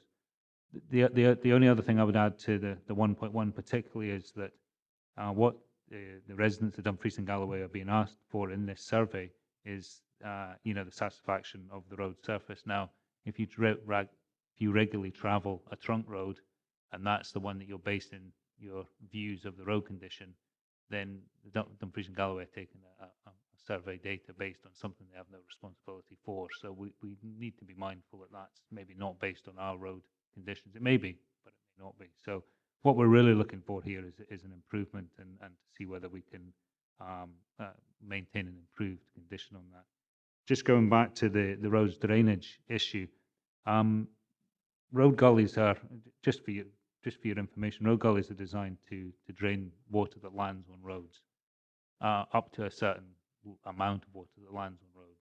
And a lot of the problems that we have with road gullies, particularly in our smaller communities, is that water gets onto the road from out with the road's boundary. So if it comes in from fields or it runs off property and onto the road gullies cannot cope with that additional flow. So they are an important part of road safety, particularly in higher speed locations, and they're also very important for pedestrian, the sort of pleasantness of walking along a road and not being splashed by a passing vehicle. But realistically, road gullies will only deal with a small amount of water, and a lot of the road gullies in Dumfries and Galloway are connected to Scottish Water combined through a network. So when that's at capacity during a high rainfall event, then the road gullies, their effectiveness will be limited. But they should be maintained to operate at their maximum efficiency. But I urge some caution that their maximum efficiency may not prevent ponding of water or flooding on the road. And we will target through discussions with DGFirst, with Enterprise and DG, that the problem gullies where failure in that gully will lead to standing water or water running into a property and such like would be the ones we would target if we've got a limited resource. Yes, Ian, come back. Just to say, I mean, since we changed the policy of planned preventative maintenance on our roads, drainage and so on, and they purchased the equipment which allowed the hot boxes and stand-up cutters, there's been a marked improvement, a vast improvement in the road repairs in this authority. And I've said it before, and it has been noticed by by a number of constituents that the road repairs are markedly better than they were, and unfortunately, it's not really reflected in those targets. Thank you, Ian. Leader, do you have a question? No. Ronnie O? Actually, Councillor Dick asked the question, customer satisfaction. There was a question, well, 2 points. Question, there was a thing in the paper about this company that's got a new revolutionary type of road, plastic road type thing.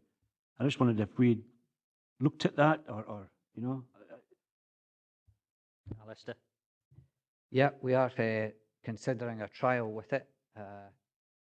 We have to be very careful. Obviously, there's a member of staff involved, and we have to be very careful about conflict of interest, etc. But we are interested, and we are considering.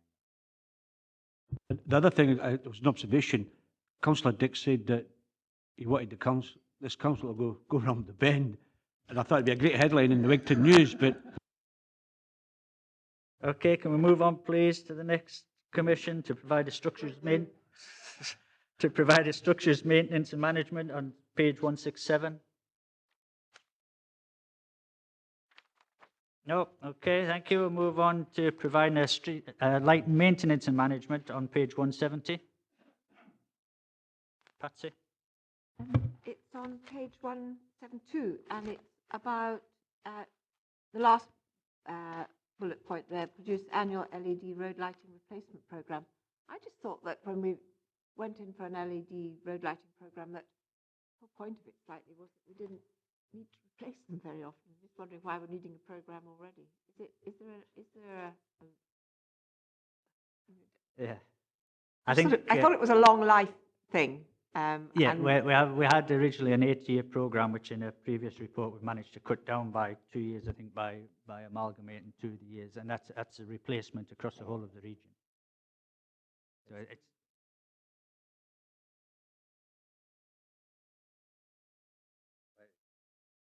replacing our existing site. Yeah. I'm misreading that. I was reading it as the lights. It's the LED light spend to save program that right. we Yeah. we No, I thought it initiated was a that few we're years already ago. having to replace lights. I thought they were It's long-term. a replacement program of LED lights across the whole of the region. Yes, George? Thanks, Chair. Just, when you say the Stewart is all, virtually complete now, it's been a great success in the Stewartry. hardly ever hear any complaints about it at all. The sort of the ambience of the light. The only problem, as I said earlier on, shining in bedroom windows at night. When they're not supposed to shine in bedroom windows. but it has gone down very well in the stewardship. Okay, thanks for that, George. Move on to the next commission, provide a roads network management service on page 173. No, okay, thank you. To provide a winter service starting on page 176. Yes, Ronnie Ogilvie. Just a quick question. The last few winters we have had more rain than snow, and our resilience was all built around snow clearance and all these lovely new things that were parked at Lockerbie never moved. Do we have to revisit the winter programme because of climate change or whatever? We just take it year on year because we don't know what's going to happen. I mean, you know, if we could predict that well, I'd be a lottery winner. But anyway, no, seriously, maybe have to look at what we're providing or what we're buying if the climate change is changing. Alistair, I'll bring you in on that one. Yeah, the winter service, we have to publish a plan. And that plan includes the routes that we will cover under the various scenarios and circumstances. That plan has to be published in advance, so that sets out the council's position on treating our roads under inclement weather, and therefore protects the council against any claims in the future. We may revisit that plan for climate change, you're absolutely right. We may revisit it if we have to make savings, and we may revisit it for any other reason. But at the moment, it's stable. That's the plan we're going for when we come round to October. And we just have to make sure that we've got the resource to be able to deliver that plan. But it's a good point. It's a good point. Okay, thank you, members. Moving on to provide a burial grounds and interment service on page 180. Alistair. Thanks, sir. It's page 181, Chair. The reference is made, in fact, to currently providing a reactive service to dangerous headstones. Now, I'd have to say, Chair, that that's an issue which has come up on various occasions in this committee. Very real worries, very real concerns that, unlike other authorities, we don't seem to be providing a proactive service. And regrettably, as you're well aware, Chair, there have been instances, particularly in relation to children, fatalities, kids going into to play in burial grounds, etc., and headstones, some of which are massive, collapsing, and killing youngsters. And I personally feel, Chair, that we really are taking an unconscionable length of time to get a proactive service set up and running in our area. And I think it should be an area of priority, Chair, for the department. In other words, get something done, get a scheme put in place. I'm sure I'm never too proud to learn from other people. I'm sure if you're looking at the scheme, for instance, that East Ayrshire manifestly run, it could possibly serve as a worthwhile model. There are other parts of the country as well, other local authorities where they do this. They're ahead of us in that regard. And I suggest, Chair, that this is an area we really have got to look at meaningfully and get something done about it. Thanks, sir. Yeah, I suspect it's probably a resource issue, but Nicola, you're going to answer that one, please. The burial services now comes under the Communities Directorate, and that very issue is something that we're currently looking at within that, and there has been some funds set aside to put a programme in place to look at dangerous headstones, so that will be coming off in the very near future. Alistair. That's helpful to know, sir. But what sort of timescale are we looking at, for the potential outcomes?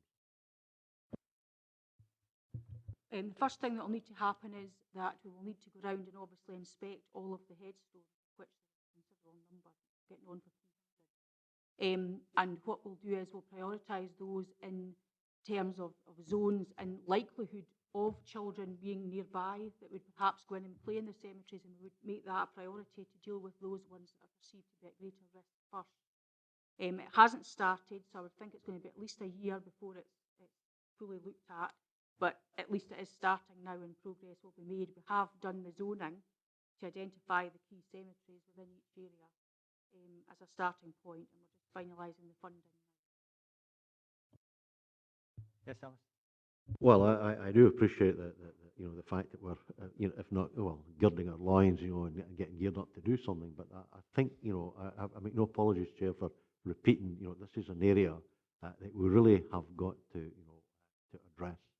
Because this has been going on, and I'm not being critical of you, Nicola, let me make that clear, but this discussion has taken place over the last number of years, and it seems to me that we've taken a long time, as it were, you know, to address it, but better late than never, I suppose. I mean, this will be one of the commissions, as Nicola said, now it's moving over to communities now, so it won't be reported back to this committee in future, but of course you'll still be able to manage that through the communities directly. Okay, I have Patsy. Yes, mine is on the actual cost of burial service, and I see we have a target of £1,300, and I imagine, is that the cost of a burial? And that is across the whole region, but we have disparities, you know, between each area, each year. Sometimes they go up, sometimes they go down.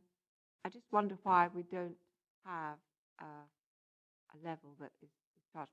Why, for instance, does it cost in Wigtonshire £1,168, whereas in the Stuartry it's £1,464 for this year? And you know, there's just always a variation, but you have a target for the whole area, for the whole region, to be £1,300. The way that figure's worked out is the total cost of the burial service is divided up by the number of burials that are actually carried out in each area. So it sort of sounds terrible to say, but the more burials you have, cheaper it looks on paper. It's not because there's a better service provided or anything, it's purely a statistical thing. Well, is that not a kind of strange way of doing things? You know, but you know, we always say this is a public document. That is not clear in here that is the reason why you pay more. For argument's sake, it looks like you pay more in the Stuartry than you do in Nithsdale or. Okay, I'll bring Alistair in on that. No, you don't pay more. I think this is a record of what it costs us as an authority to deliver a burial, and it could be a number. I would imagine it could be a number of reasons about different ground conditions. It may be water affected. There may have been trouble with the drainage. Therefore, burials may have cost more in that area because of ground conditions. I suspect that might be one of the reasons. You've also got that covers the grounds maintenance as well. You know, the cutting of the grass, and if there's larger cemeteries, perhaps as well, there's more grass cutting goes on in certain areas. But I agree, it is a bit confusing. It's maybe something we need to revisit, because at every committee I've ever been questioned on, that's one that comes up all the time. So there's clearly, it's not clear. Can I just on that, just ask on that point, and I know it's something that has been discussed at committee, and I'm not quite sure where we went with it, but there was a discussion around on whether we are cost neutral on that service now, or whether we're still under recovering, and therefore, if we were, you know, there was a discussion about raising fees for it. But are we cost neutral on that service yet or not?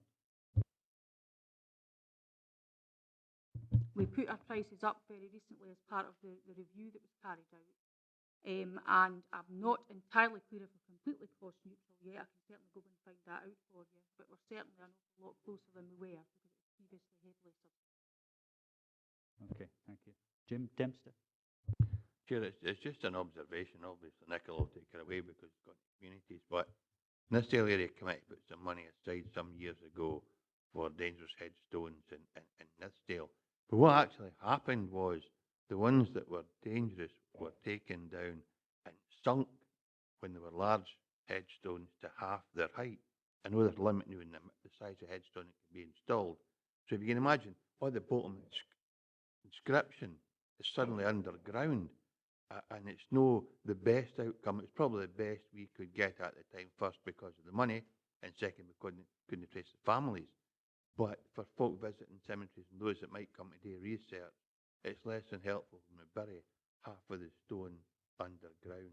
It's also disturbing the earth, and I guess we're not usually, or we're strictly speaking, no supposed to do that. Once people are interred, the ground's supposed to be left, I understand, unless another interment, undisturbed for 100 years. We do try wherever possible to lay the stone flat for the very reason that you've described, so that the inscription can still be read. But sometimes there's not enough space. With these larger ones, you wouldn't be able to put it flat in the space you've got, so it would only be then that we would resort to sinking it into the ground. That's not our preferred option, and we endeavour to avoid that if we can. And just a throwaway line, Chair, I don't think it's appropriate either to lie them in the ground, because really that's no helpful. It looks as if somehow they've fallen and we've no bother putting them back again. That's the appearance, and it'd be better if we ever got to a situation where they were controlled but or remain upright, uniform or whatever. Okay. Chair, it's just for Nicola and no for this committee. Yeah. No. Okay. Thank you. Can we move on to the next one, which is to provide a street cleansing? Oh, sorry, Ronnie. Before we leave burials, I just wanted to pass on the good wishes of Annan Community Council that Nicola's now back in Annandale and Eskdale. Watch your emails. Okay, members, move on, please. Provide a street cleansing service. One. Sorry, Alistair, was that? This is on this one. Yeah, I'm starting on page 182. Alistair. Thanks, Chair. Can I have 1.1 explained to me? We've got a target of 75%. 13, 14, 14, 15, we achieved 79%. But 15, 16, 97.1%. Does that imply, Chair, that we're expending resources to a significantly greater extent than we agreed we would, standing that we set our target at 75%? Maybe that's somewhat convoluted logic, but you know, if you're saying you know, the target will be X, why then are we performing to double X? If I can put it as simplistically and basically as that. I don't like to reassure you that we're not performing to a very high standard, but the reason for that change, dramatic change in percentage score, is actually because Liam's changed their scoring system, and it's now dealing with far higher numbers. The logic behind that we don't fully understand, but it's a national thing and we all conform to the same scoring. So probably next year's figures will give you a better reflection on that. Again, at the time, that might have been helpful if some of that text had been included in the report, then members would have had that. Moving on then, please, to provide a public convenience service, starting on page 184. Ian, Dick. Yeah, it's just to ask that given the decision to remove attendance from some toilet facilities throughout the region, there was concern expressed at certain urban facilities where about inappropriate use. I mean, the possibility of drug usage. And at the time, I think what we asked to do, certainly within a Wakenshire context, is have a dialogue going with the community officers to be checking on some of the facilities previously attended to ensure that appropriate use was made of the facilities at all times. There were one or two specific ones, obviously more rural. That may not be a problem, but I think in the sort of local context there, community wardens would have been relatively knowledgeable about where they ought to be checking. I'm just wondering whether actually the service has got a dialogue with the community policing.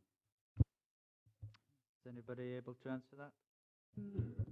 I've only very recently become involved with the public convenience service again. I'm not entirely sure what has happened with that, but we do definitely have a dialogue with the community wardens and can discuss things with them on a regular basis. So I can certainly take back your wish to have that dialogue started with regard to the public convenience.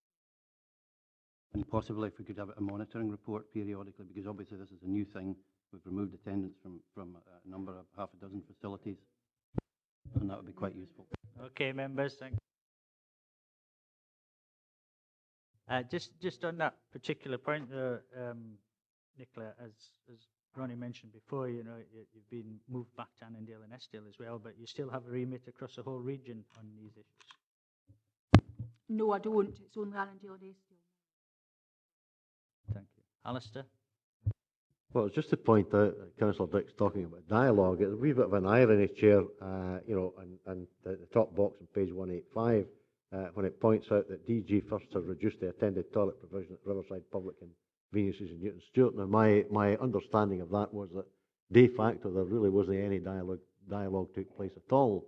And without sort of wishing to air schisms in the SNP group committee meeting, I have made it clear to my colleague that well, the sky never fell in when they shut the manned toilets in Whithorn, and Newton Stewart have had a wee bit of a downgrading, so I don't see why Port Patrick and Stranraer should be treated any differently.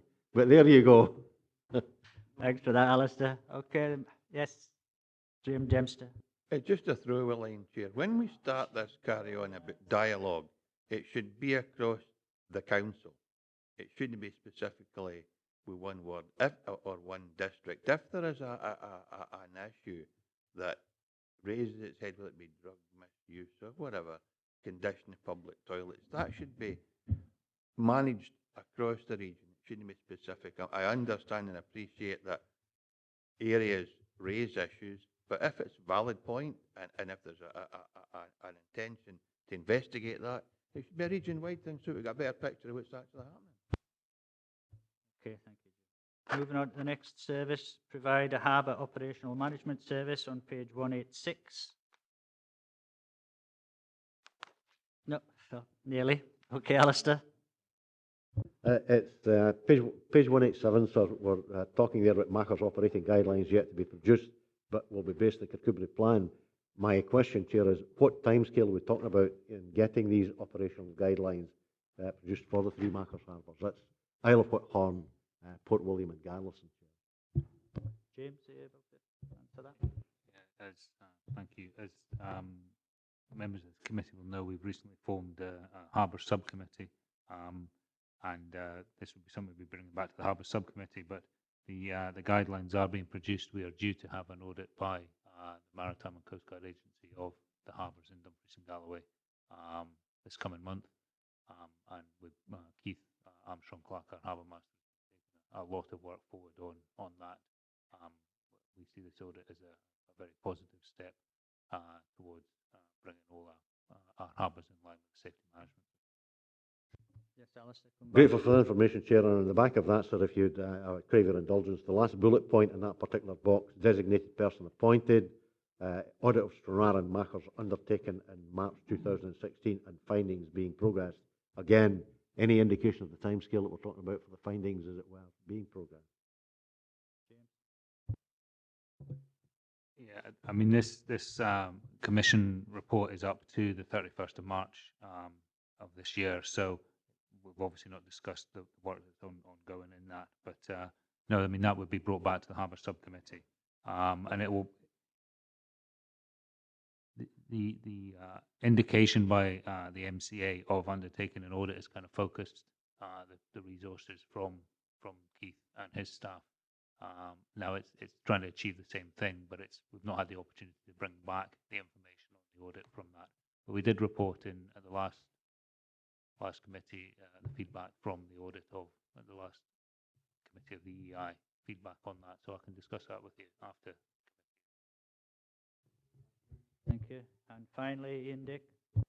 Thanks. Just to commend the reports that the members of the Harbour Subcommittee are getting weekly. Very helpful.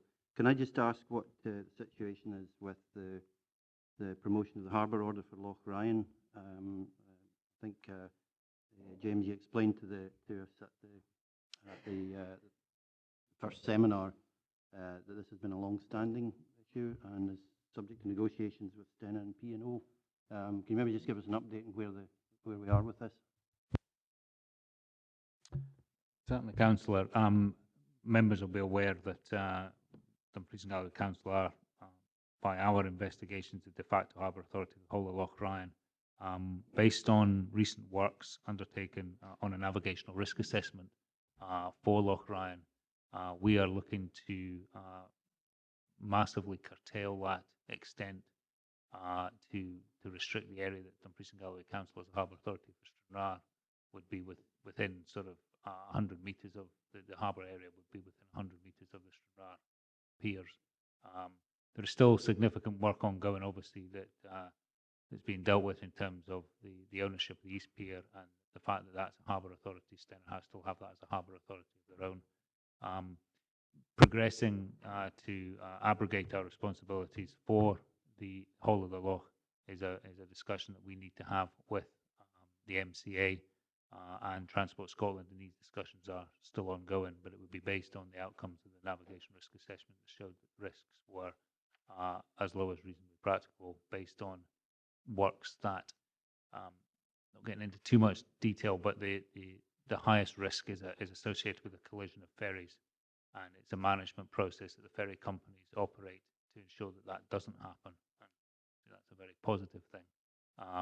But it's the processes which are in place between the ferry companies and a minute of agreement that they sail routes that they follow routes in and out of the Loch Ryan to ensure that there isn't a collision, which obviously we've not experienced. But yes, we are still progressing with wishing to reduce that area to an area that's manageable as Dumfries and Galloway Council as a authority.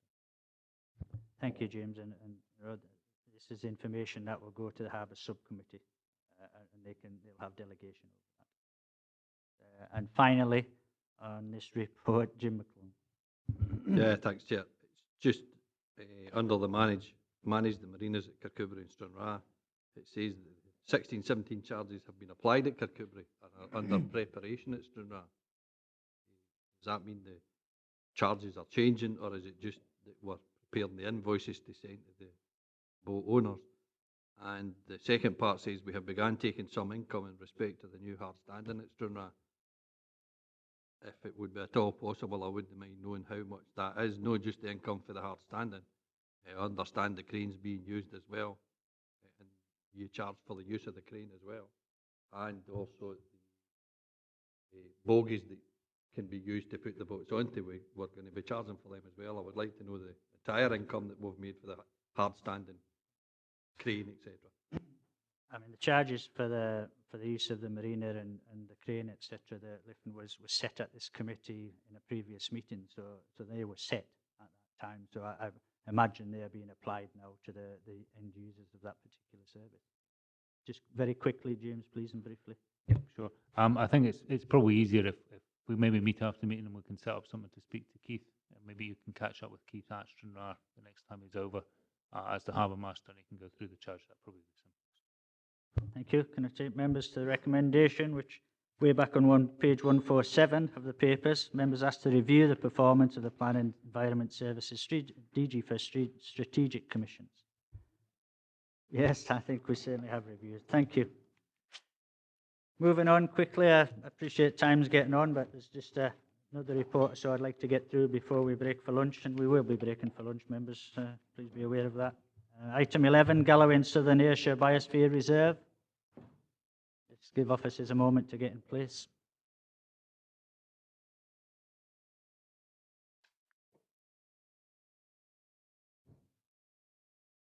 Okay, thank you. I'll ask the Director if he has anything to add to the report. Nothing to add to the report, Chair. Thank you. Members? Ronnie Ogilvie? It sounds a good idea. I mean, if you look at the socio-economic impact of the outlay, it's quite a positive story.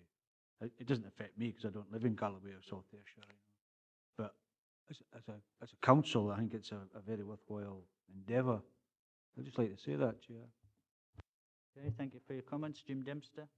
It's only, again, a throwaway line, Chair. There is a new project in Upper Nithsdale, the Croy Cartland Trust, and they have applied for and been granted dark sky status. Is there an intention to try and develop the biosphere to embrace that whole area as well? It would just seem a natural progression. It maybe doesn't show that in the map at present that we've been given. Yeah, I suppose that will come within the strategy that's mentioned. Certainly, Chair, if I may, the biosphere area does actually cover up in Nithsdale, and obviously work will be undergoing to ensure that the Croy Cartland Trust and others obviously benefit. Thank you, Simon. Alistair? Just to add for members' information, where Simon and myself are looking at a project to make the whole of Dumfries and Galloway dark sky status. And that's something that we want to develop, and we'll advise members further than that. Thank you. Jim McClung? Yeah, thanks, Chair. As somebody that does stay in Galloway and comes from South Ayrshire, I would agree with Councillor Ogilvie. It's a very good project, well worth supporting and having, as they say, learned at the feet of the master. And recommendation 2.1, can we add the words "and approve" after note? Members are happy with that? No issue with that? Okay, can we move to the recommendations then, please? 2.1, note and approve. 2.2, to note. 2.3, to agree. 2.4, to note. 2.5, to note. Thank you. Moving on, and I'll take this report as the final one before a break for lunch. Item 12, the Galloway Glens Landscape Partnership Scheme. Ask the Director if he has anything to add to the report. Nothing to add to the report, Chair. Can I Thank you. just ask that we get Councillor Geddes back in the room, please?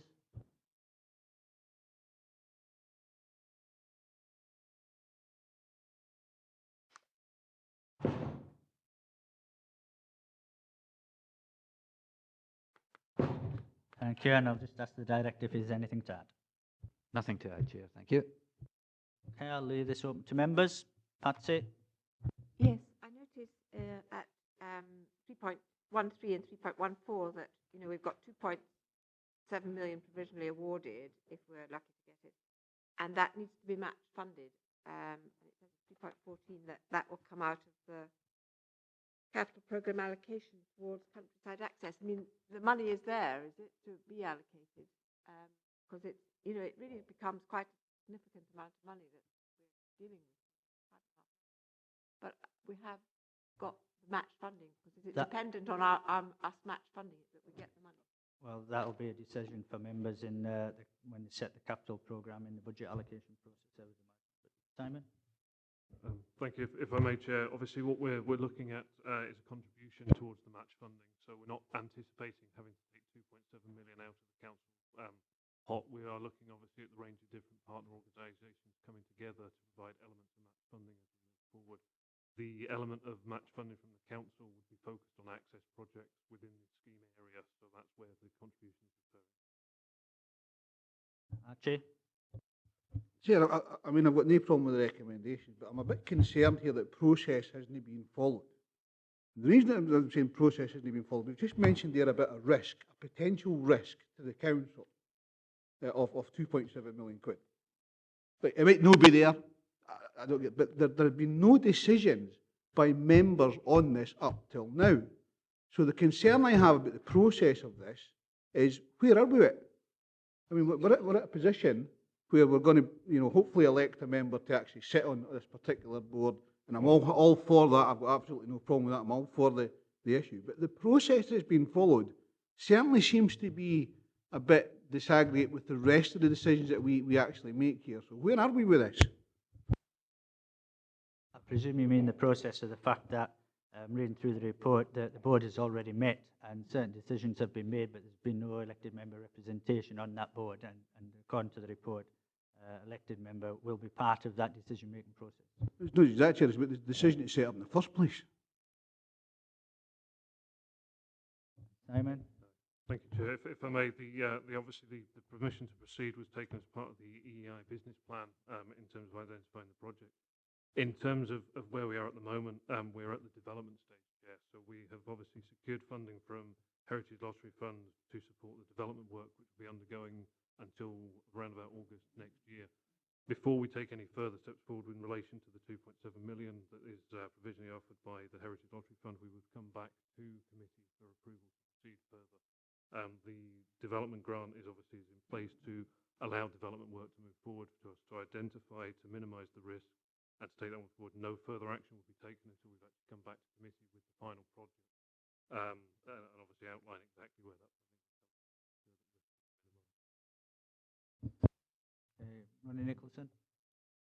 Yeah, I think the point you were making there, Chair, is a perfectly valid one, you know, about no councillors being involved. It's been involved from the council officers, and when decisions have already been taken. This moves it on. Very good project, very worthwhile to go forward with this, but, you know, it's disappointing to say the least that, you know, that decisions have been taken and councillors haven't been involved in that, and it's only now that we're getting representation on it.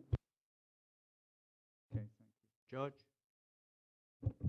I've lots of sympathy with what the leaders have just said, actually. I mean, but having said that, I mean, this scheme is now sort of, well, the hope up and running within the, you know, in the catchment area. And there are a lot of hell of a good ideas coming forward for, you know, for funding and try and get match funding, you know, and I'm very happy to support the thing now. But I do have sympathy for what Archie and the leader have said about no elected members. Thank you. Alistair? In conceptual terms, Chair, I have no problems with it. On the contrary, I'm extremely supportive of what's being proposed. But there is one statement made in the report, Chair, which intrigues me, and that's paragraph 3.22, page 238. It says the Galloway Glens scheme is not registered as an entity in its own right, and there will be no legal liability for the member in taking this role. Now, I would query that, sir, because you know, it's very often the case that when you set up organisations of this type, you know, they do in fact have a separate and distinct legal persona. And yet we've been told that this organisation, if I'm understanding this correctly, will not have any such separate and distinct legal persona, as a consequence of which I would argue that the individual members, as it were, of the Galloway Glens Trust, for want of a better term, will have personal liability in a way that they wouldn't have.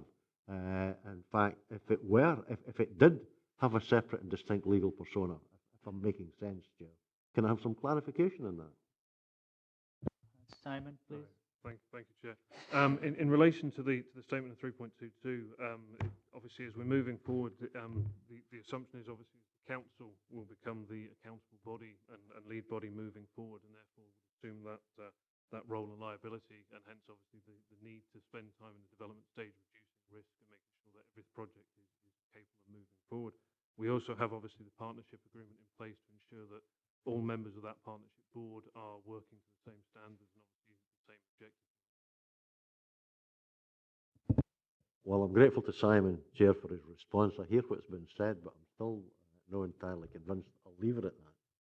I mean, I suppose it will depend on the structure of this particular organisation when it is finalised, but there is guidance and governance for members being on outside bodies, and I expect that would be taken into account. Jim McClung?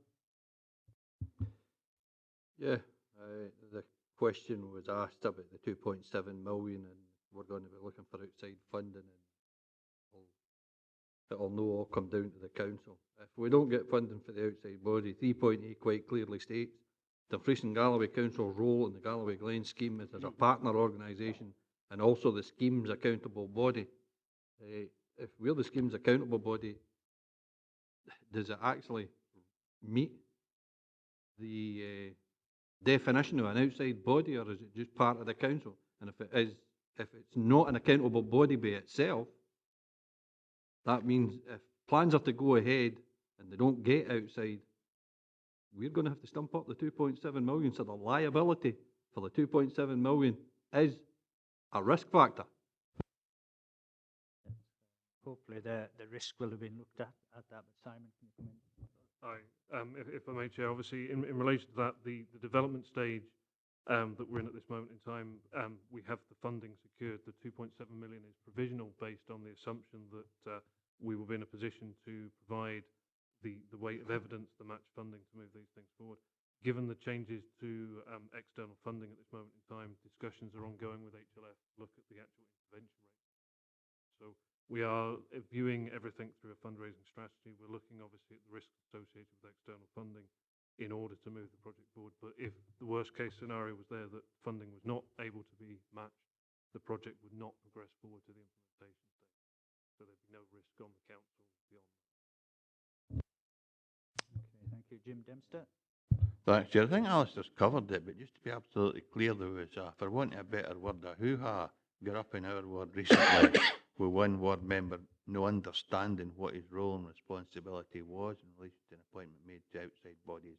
So it might be useful to remind members what their roles, responsibilities and duties are when they're appointed to respective outside bodies. And that's a corporate thing, no an EI.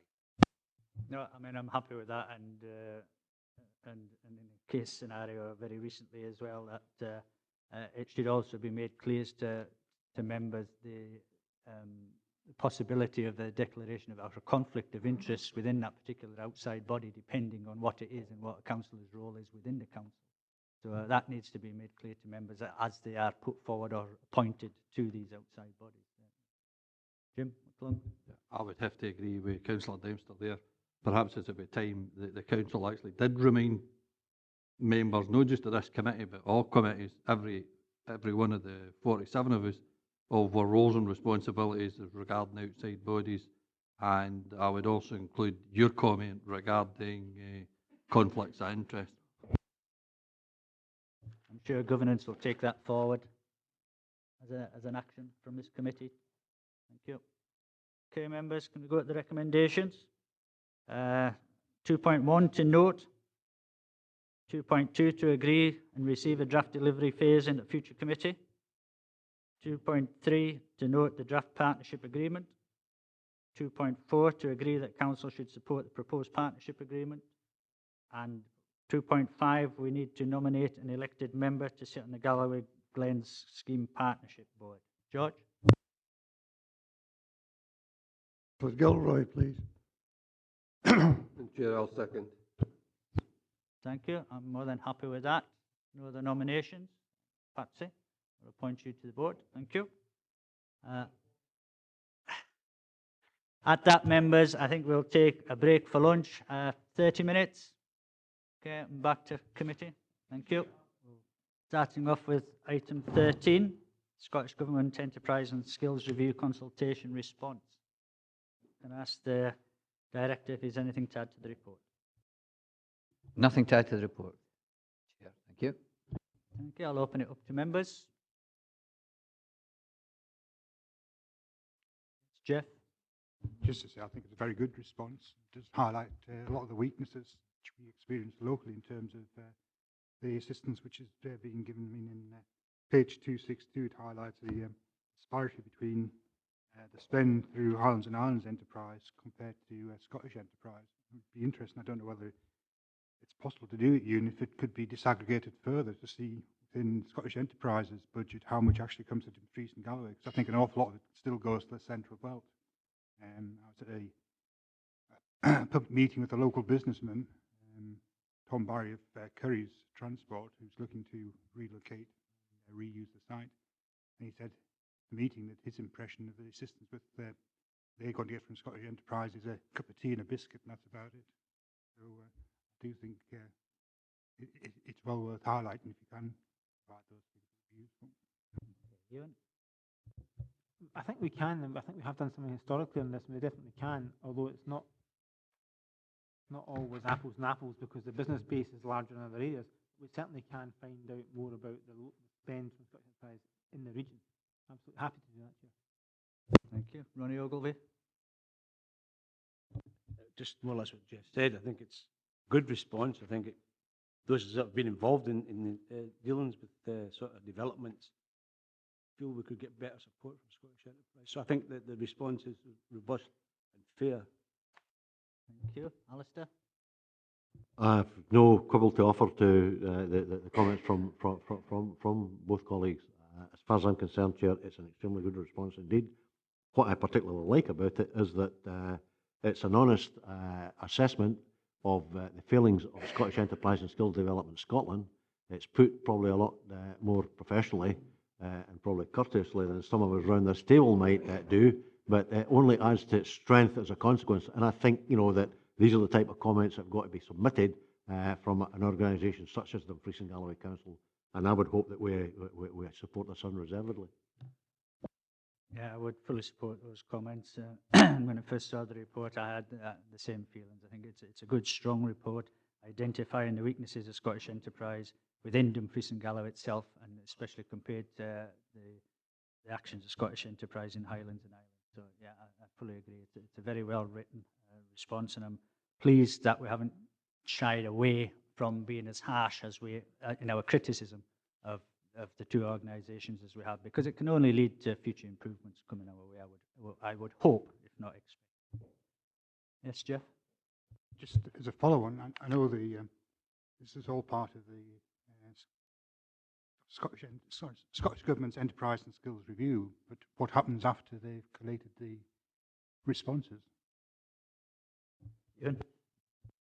I don't believe there's a date set, but it's my understanding that very quickly, by mid-October, there will be a response published from government with a proposal for action. Thank you. I have no further members. Go to the recommendations. 2.1 to consider the draft consultation, and 2.2 to agree the council submission.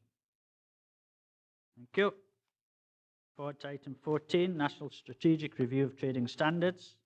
That's the director. If there's anything further to add. Nothing to add, Chair. Thank you. Okay. Thank you. We'll have Sandra Harkness here to answer any questions on we have, so I'll open it up to members. Ronnie Ogilvie.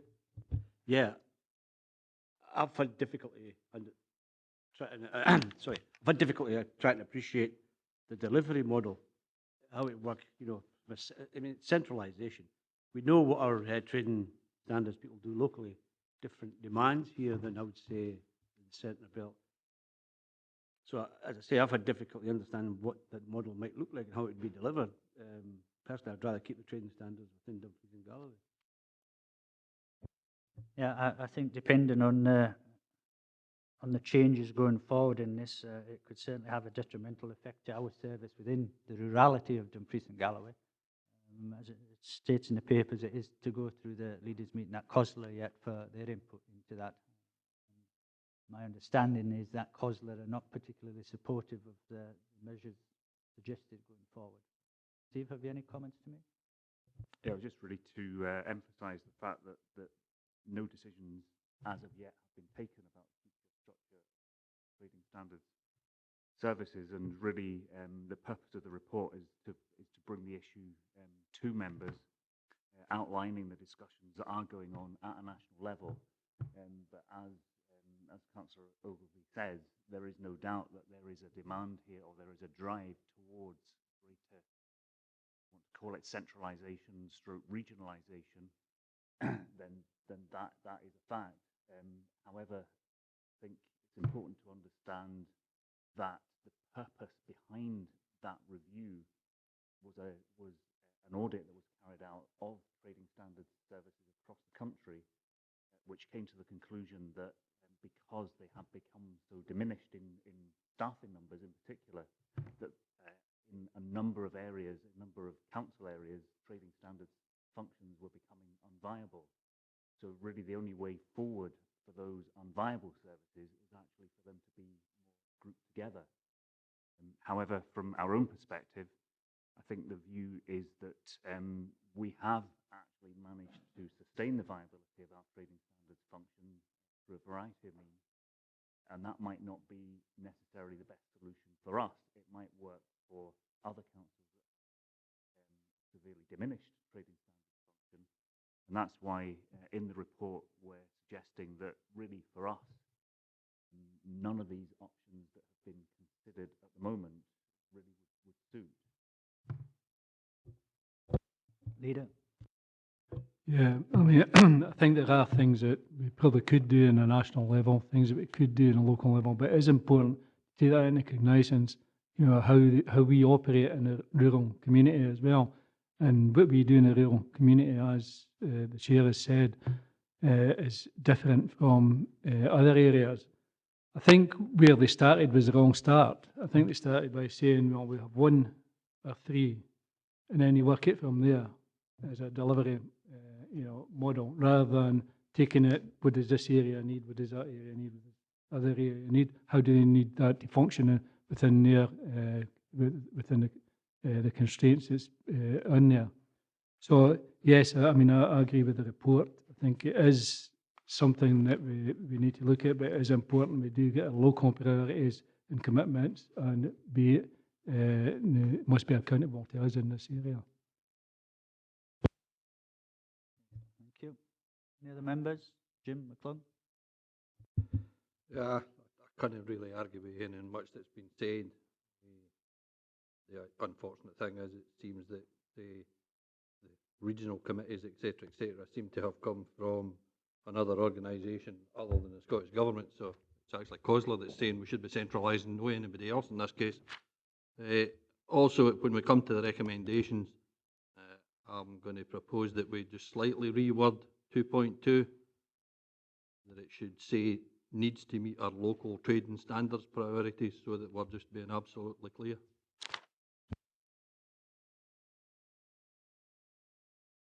Members, any comments? Leader?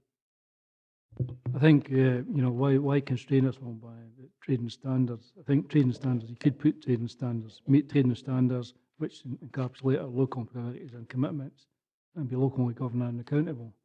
So I think that is less a constraint, if you want, and it reflects more what we want in Dumfries and Galloway and how we react to things. Well, just before we carry on with that discussion, when we actually come to the recommendation, we'll go through that. But are there any further questions on the report? Alistair? Okay. Paragraph 3.1.4. Sorry. Paragraph 3.5.1, Chair. I think it's disappointing to note that the UK Government have decided not to publish the results of its review of trading standards, which was carried out last year. I would have thought, in fact, that would have been helpful, to have informed the debate. Any indications to why that was the case, Chair? Don't know. Do we have an answer to that? They've not indicated directly why they chose not to publish it. I know the information was there, but they have chosen to put it into the cutting red tape review, which will alter perhaps the emphasis of the report down to the burdens of business, which is a pity because the message, I think, will be lost. But also there's the work ongoing by the National Audit Office, which possibly would have overlapped. So that's due to come out in autumn this year.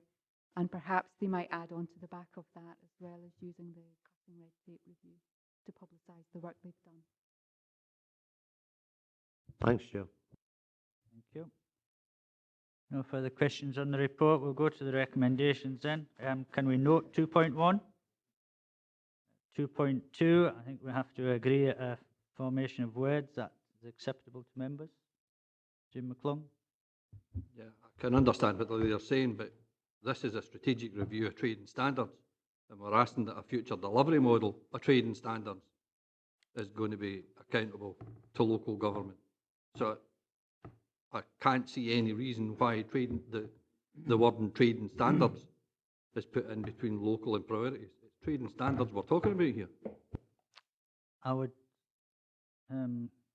what if I was to suggest then at 2.2 that when agree that a future Scottish delivery model on trading standards needs to meet our local priorities and commitments? Would that be acceptable to members? Okay, thank you. Can we agree at 2.2 with those revised wording then? Thank you. 2.3, can we agree to support that? And 2.4 to agree to receive a further report. Thank you. Item 15, review and update on the local government plan supplementary guidance, wind energy development. I'll ask the Director if he has anything to add. Nothing to add to the report, Chair. Thank you. And I'll open it up to members. Yes, it is a large report. I'm sure you've read every single word of it, members. You have the accompanied maps there as well for you. I'm sure all members received that in colour. So that should make it easier for you to be more precise in your certain locations. Patsy? Well, I have to confess, I haven't read this in huge detail, but I've gone through it. But what I'm quite interested in, it's probably in here and I've missed it, on when it talks, I'm looking at 3.8, when it talks about repowering existing operational sites using larger turbines. Do they have to come back for a planning application when they do that? Or is that just a sort of an agreed progression? Steve? And Oh, sorry, Patsy. Carry on. and if they do, is it just a tick box thing in that, you know, they're already there, so therefore we're bound to allow them to be bigger, or the Scottish Government if it goes to appeal? Steve? Generally speaking, they do require to come back with a new planning application. There is a process that's called non-material variation. People are allowed to make minor alterations, adjustments to previously approved plans. However, the scale of changes that most of the wind farm operators are talking about require fresh applications to be submitted to us. Do you think there'll be many of those? I mean, do you think that's going to happen? Because, you know, we have agreed certain heights in certain places for a reason, and they've been put in. I know some of them were, I know they're getting bigger and bigger, but, you know, in some areas, bigger ones were not appropriate or too invasive. So how do we deal with that? It's actually, Chair, through you, it's actually one of the reasons why we've decided to do this piece of work.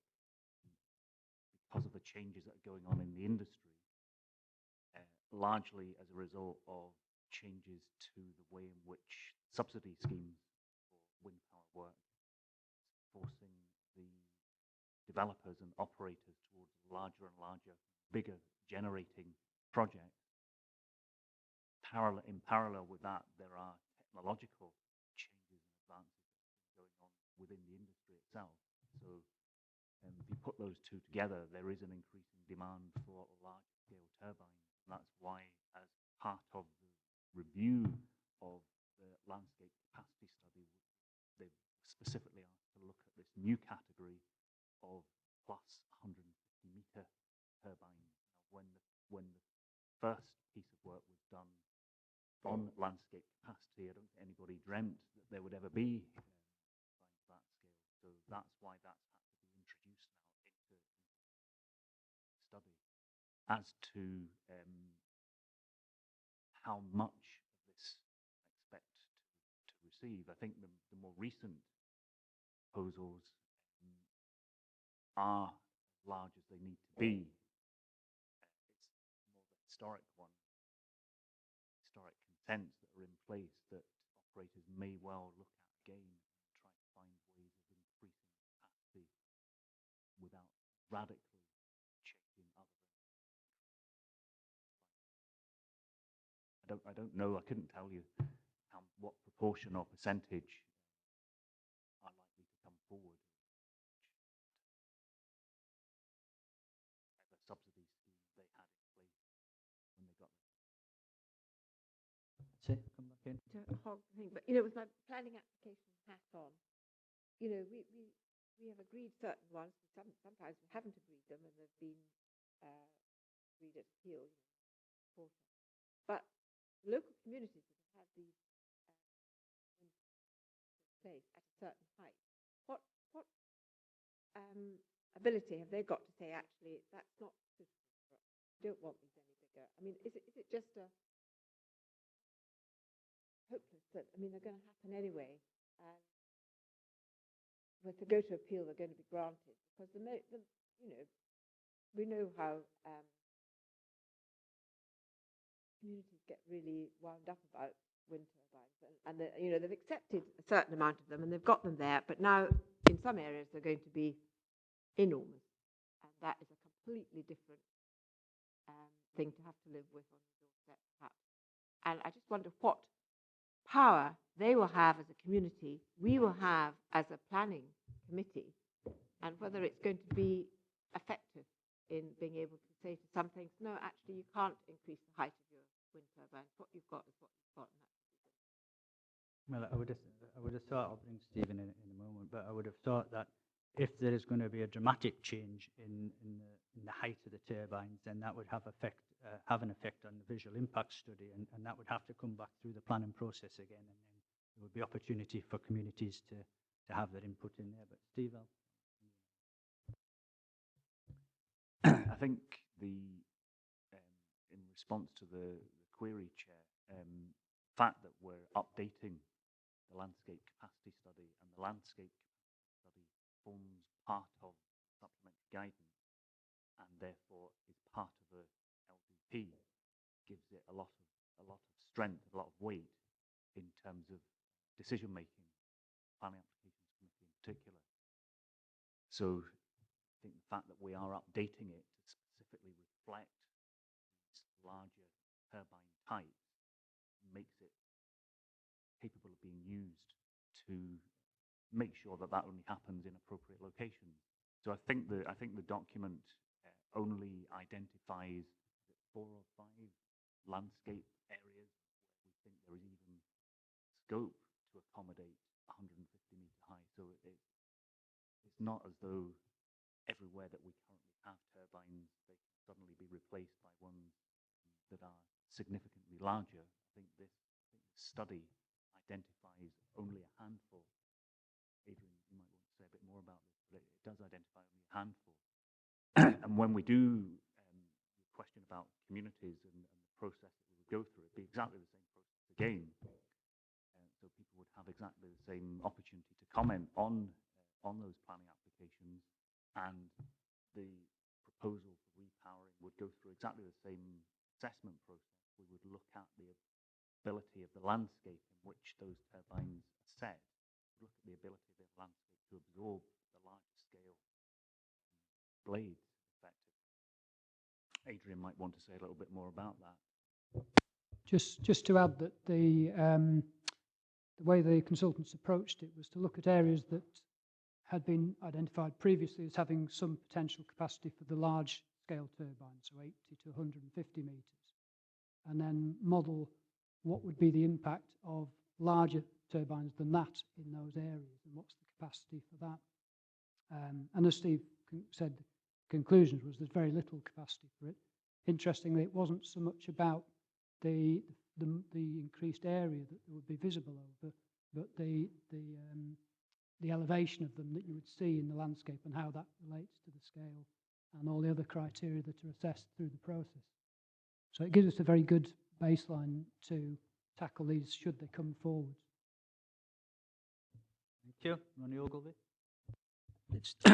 I was just reading here about the consultation process, and it published it on the website and then directly notify those with no interest. Would that include community councils that received the wind farm monies? Would that include all the community councils? Steve? Yeah, they would be part of that consultation process on this document. As you know now, with supplementary guidance, we have to put it out for this minimum 6-week period of consultation. So yeah, certainly part of that. Jim McClung. Yeah, thanks, Chair. I'm one of the sad ones that actually read most of the report. Basically, I think what it's saying is Wigtonshire's about at capacity. There's little or no ability for repowering to larger turbines for most of the wind farms, apart from, as Steve said, 1 or 2 areas, and there is only one area in the region that is possible, and possible underlined in capital letters, that 150 metre turbines and above could be considered. Really, this is a process report. We'll get the report back in January the 17th regarding the public consultation. I think most questions should come up there. Okay, Ian? Thanks, Chair. Just referring to page 285 and the contents. Number 3 is the development management considerations. I didn't notice anything there about socio-economic benefits, which often appear in planning applications. The planning officers will always give consideration to that. So should that not be included as a development management consideration? Steve, can you answer that, or Adrian? The reason we're having to change the supplementary guidance at this stage is in response to the need to update the landscape and visual impact capacity study. So it's specifically relating to that issue. And that's the only changes that we've made to the supplementary guidance, because it's in support of the current local development plan. we will be reviewing it as part of the local development plan too, so it will become part of the main issues report. So that would presumably be the time too when that could be raised, as I understand it. Is it the same point, Jim McClung? No, sorry, it was regarding E2 on page 299, about radar interference. I take it will come up during LDP2 that the fact that they are currently installing new radar at Prestwick that will mitigate, if not take away, the clutter that is being caused by turbines. Yes, the same response, really, that this is purely in relation to the updated capacity study. Jim Dempster? Just two things. One a phrase that Steve used about non-material variations piqued my interest because it's not the first time I've said to a council officer, how on earth did this happen? And I get the response that the non-material variations have come piecemeal, for want of a better word. Had they all arrived at the same time, it would have a different complexion on the application. So I suppose my question is, can we manage non-material variations? Because there should be a stage or a threshold at which time we say that's no longer appropriate, because it could be that we find ourselves sucked into a situation where we approve a development and then we get periodic applications to change or have a material or non-material variation, and you finish up with the complexion or the completed article is nothing like what received approval at the outset. That's just a by the way, because that wasn't my initial question. My initial question for you is that one of the reports that I looked at a couple of years ago in relation to a wind farm installation application was that should this be approved, the landscape architect would assume that this area had reached saturation point. This paper talks about that, but it also said every application must be judged on its merit. How do you get to a situation where we say to potential developers, come if you want, but the likelihood is they'll not be supported because we have reached saturation at that point? Because we could find ourselves in a position where developers, and they've been quite prevalent in one of the areas that I represent in terms of application, approaches, etc. We have to at some stage either say, this is great, or you realise that you're flogging a dead horse, and I don't think maybe that you can put that in your document, but whether or no you address that in a way that says to developers, there are now issues that you will find difficult to deal with. And I know it addresses, it's a very good document, but it's how you be blunt enough to say to these folk, you're wasting your time. I'm not sure flogging a dead horse is part of planning terminology, but Steve? we could include that wording in LDP too. It is a good question, and there's not an easy answer. I suppose it comes back to what the purpose of this document is and what the purpose of the LDP is in terms of the overall policy, because this is supplementary guidance, so it's supplementary to the bigger policy that sits in the LDP. Part of that policy is around here's how we would deal with wind farm applications. Here are the things we take into account. The other part of that policy is here are the areas where we think there is greatest potential and least potential. So it's that spatial framework, I think, which is probably the most useful for potential developers. And we'll be reviewing that spatial framework, which currently is within the LDP. But we will have to review that when we do LDP2. That will form part of the report that comes to full council towards the end of the year. Some of our thoughts and suggestions about what the new spatial map of opportunity areas would actually look like, taking into account this update. Can I just come back briefly on that, Chair? I remember, and it happened just I think before Patsy and I were elected for the first time to this council, that the council created a traffic light map of really good areas, indifferent areas, and no-go areas. Have we updated that traffic light map since 1998?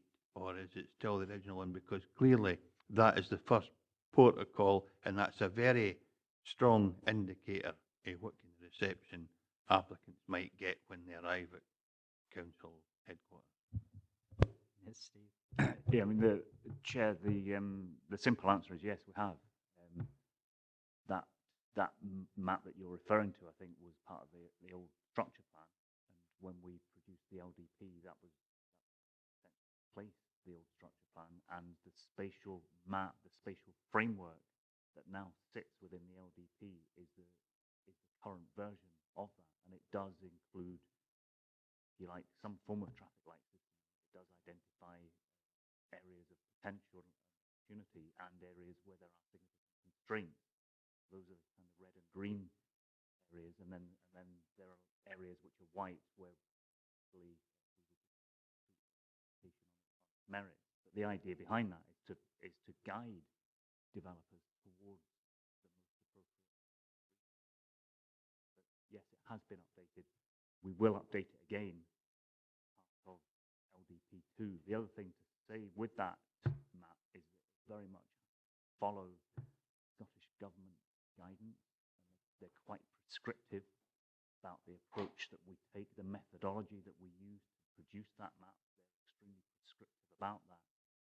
So our new map that forms part of LDP2 will be quite highly scrutinised by government. Sorry, could I just perhaps add to that? The supplementary guidance that we're looking at today is specifically for the development management considerations. So in the interim, until we're able to review the spatial framework, we do have the benefit, hopefully, of this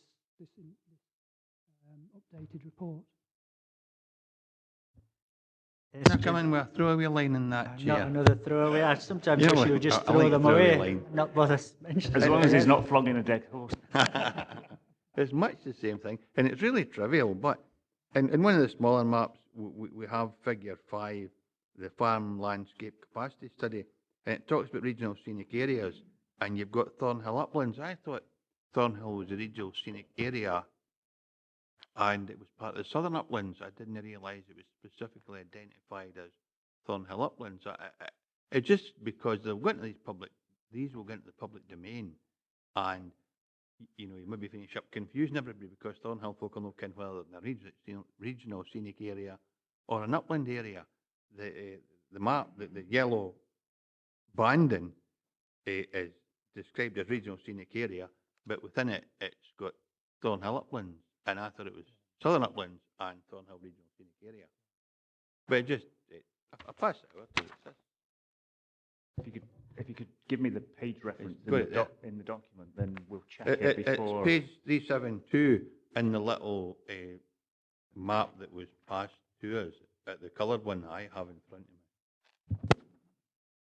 me. Okay, It's trivial, but just for accuracy purposes. Yeah. We'll double check. Can I just, members, a complete, Dennis? Yeah, I'll have a silly one, Chair, rather than a throwaway one. It's page 280, and it's next steps and consultations. I presume community councils, as the statutory consultees, will be involved in this consultation. If that's the case, then how do we treat with those that actually receive money from wind farms? Because if that was us, we wouldn't be allowed to consult or make a comment. So I just wonder if there's something coming forward where community councils could be placing themselves at risk, especially if they're receiving lots of money from wind farms. Steve, I think it's a similar question to Ronnie Ogilvy's there about consultation. But yeah, how would we manage that? Well, they conflict of interest. Possibly. They will certainly be part of the consultation process. The comments that we get back from community councils obviously will have to address the planning issues and the planning aspects of this and financial considerations, not material to planning. So any responses that talk about community benefit funds, for example, take that into account, because that's not a matter that we can take into account when deciding planning policy and planning guidance. I don't think we couldn't prevent them from responding. Patsy? If you've got a community council getting £5,000, £100,000, and you go to consult them to see whether they want to continue to get that. It's a very strange one, that, or perhaps more if the size of the turbine is bigger. They have got an interest in it. They're not dispassionate. They're not independent from the process. So I think we could get into difficulty here. I think they could be in trouble. I mean, I appreciate the point, but the particular community councils that may be involved with that have already had those wind farms within their community. So they've gone through the process prior to planning process, prior to the consent being given then. So on those particular applications, they already have that. Moving forward, then, yeah, it could be a difficult one to manage, but I know there's 2 or 3 members here want to come in on that, so I'll allow the other members in, Steve, before you respond to that, if that's all right. But Jim McClung first. Yeah, I can understand where Councillor Gilroy is coming from, but we're coming very close to actually saying that some community councils are incapable of laying aside their feelings on wind farms, and whether they, just because they get community benefit money, and I'm not talking about my own area, because my own area, it's no longer the community council that has the funds. They're development trusts, but we're coming close to actually questioning the ability of community councillors here. I'll just let Jim Dempster come in first with a similar point, and I can come back to you. I think, Chair, and if we read the Standards in Public Life document, it talks about the public perception, how the public would interpret it, not how we think about community councils, because we support them in their priority. And I think what we should maybe do is leave a section deliberately for community councils and acknowledge that some of them may be in receipt of funds. And that doesn't say anything other than it deals with the issue, because they're statutory consultees, but there is a public perception issue, and it could be argued that some folks' vision might be clouded. Mine would be for offering me £10,000. I'd sign up for it too. But it's about us consulting with our statutory consultees, dealing with them as adults and expect them to do what's expected of them, but at the same time have a separate section saying this is the responses from community councils. I'm sure that would deal with it. I think that's a very good idea, Councillor Dempster, and maybe a paragraph of text in a similar vein could be brought up. But yeah, I'll bring you back in, Dennis, in a minute. And would it be possible to put something like that in? I mean, how close? We're here to agree this document to go to public consultation after this committee, so it may not be possible to have that included, or we could have that as an amendment. It's certainly not too late for us to make some changes to the draft. We do have some areas, I think, in the document itself as it stands, there are some areas still to be further developed, where there is no change, really. I think the other observation I would make is that the nature of this consultation is quite specific. Consulting about the changes. This supplementary guidance is already in place. It's already adopted. Okay? So all we're consulting on is the update to the landscape capacity. So the comments that we get back would be about the update to the landscape capacity study. And I wouldn't expect that we'll comment. So I'm not sure how much of an issue in reality it would actually be. Okay, Dennis. Yeah, it was personal perception, Chair. It was the individual I was looking to protect, rather than saying community councils could make a decision, because it is how they are perceived within their community, and they don't have our set of rules for this. So again, it could become difficult for the individual in a community. Patsy, you want? I absolutely agree with Jim there. It is a public perception, and we need to put something in place so that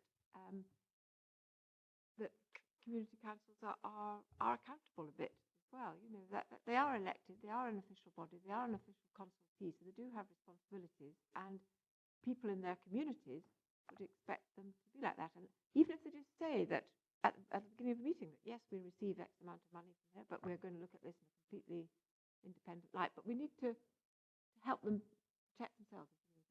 I think there is without a doubt a conflict of interest there is without a doubt a conflict. Because if they're coming to be consulted on a planning matter and they're receiving substantial sums already, it puts them in a difficult situation. And I think we should help them with that. I don't want to make it impossible for them, but I think we should put something in position so that they are able to fulfill their job. Okay, thank you. I think in that respect, sort of public perception, most members that I'll agree, I'll bring in a moment, Ian, seem to be in agreement of that particular issue. So, whether members want to have a paragraph or an annex included within this supplementary guide is stating that, then that's, if members wish that, then so be it. But, Ian? Well, Chair, I mean, given what Mr. Rogers has articulated about the purpose of this report there, I would have thought that was more appropriate at a later stage, as has been told, as far as socio-economic benefit. To me, this is purely a procedural report, and I really think we should be at the stage of agreeing it and dealing with those issues at a later stage.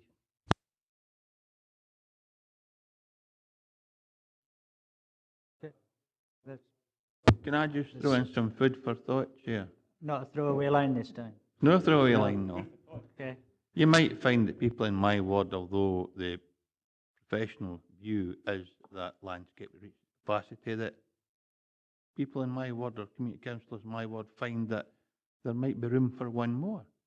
And their decision basing may be based on the fact that there's another 10 grand coming their way if that's approved. Hence Patsy's point, and the point other members are making. I don't doubt their integrity, but their view about landscape capacity and the benefits that flow from that might be different for a professional view. And all I'm saying is you need to introduce it somewhere in the document and say, this is their view, and we take note of it. Maybe it's in regard to members' comments, maybe it's something that Steve could go and have a look at and possibly include something within the supplementary guidance that we have. Maybe not particularly this document, as it is a development management document going out this time for strategic changes, as you said.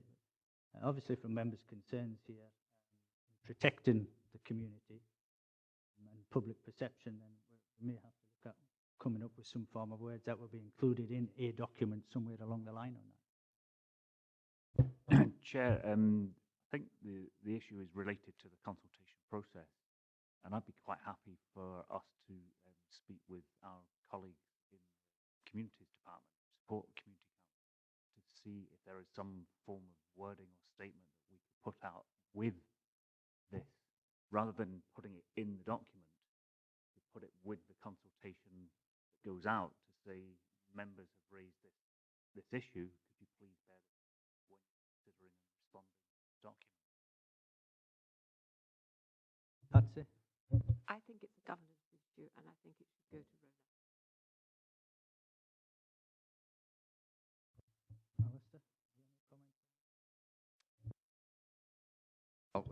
I think we should certainly possibly check with Rona on the content of it. We are presuming a lot of things, and let us check that up, and we'll come to some conclusion when we put the document out. But I think something that is attached and precedes the actual document itself probably is the best way to handle it. So if you can leave us to look at that, we'll put something in place. Ian? Just, I don't know whether you heard me at the end of my last submission, Chair. It was just basically to move the recommendations to stand and deal with that issue later. Alistair? I'll second that, so. Could I just ask that, Alistair, when you have a look at that with Rona someday, if that, if your reply from that can be circulated to members of this committee, so just that they're updated with the process moving forward. Patsy?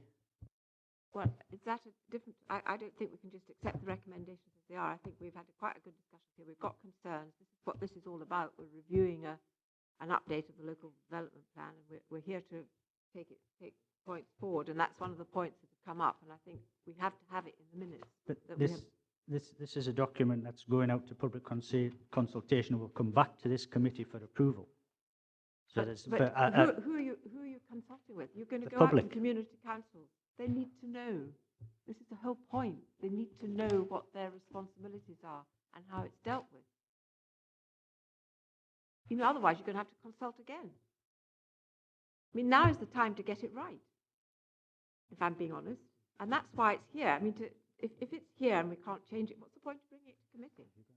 I mean, we've found a slight problem that I personally think needs to be addressed at the start of this, and we need to put it in now. I mean, as Alistair said, though, we don't know that it's a problem yet. We're perceiving that this might come forward.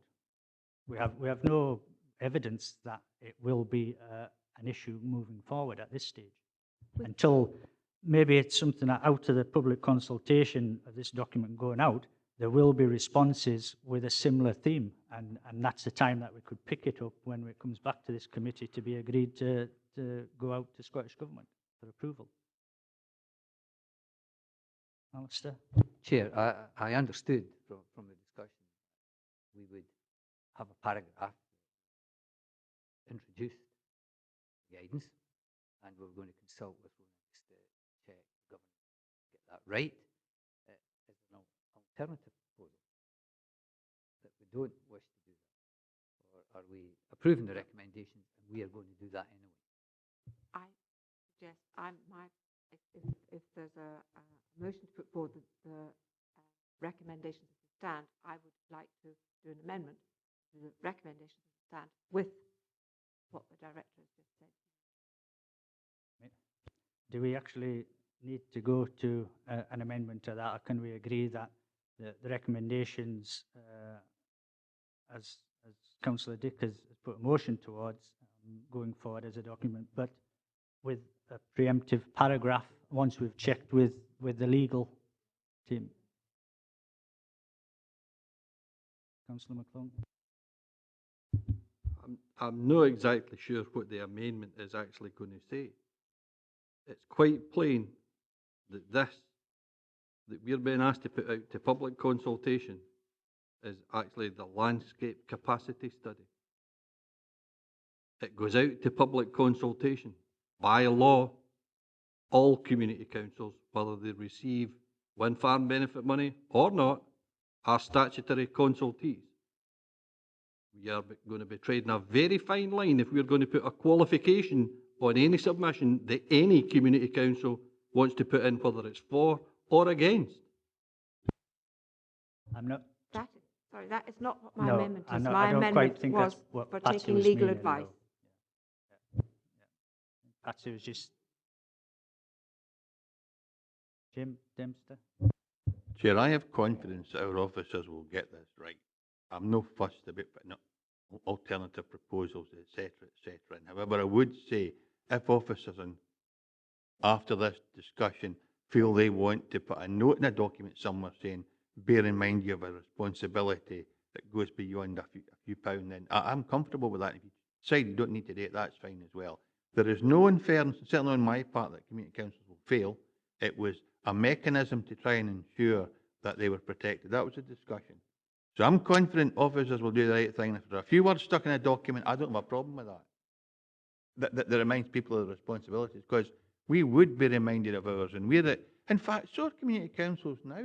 They're liable under a complaints arrangement to be reported to the standards in public life people. So they need to know that that is a risk they take when they respond to an official document. And I don't believe we should send them a letter saying, remember, you've got a problem here, but there should be some means of communicating to the wider public that this is an important document. The outcome's far more important than any word that goes in the document. And I've confidence, as I say, the officers will do the right thing and get it sorted before they send the document. I think, I think we have to be very careful, because there may be legal constraints on us putting such paragraph or so into a public consultation document, which I'm not aware of. I'm not qualified to answer that question. So if you were to be looking at putting an amendment forward at this stage, Patsy, I think we would have to find out whether it would be competent.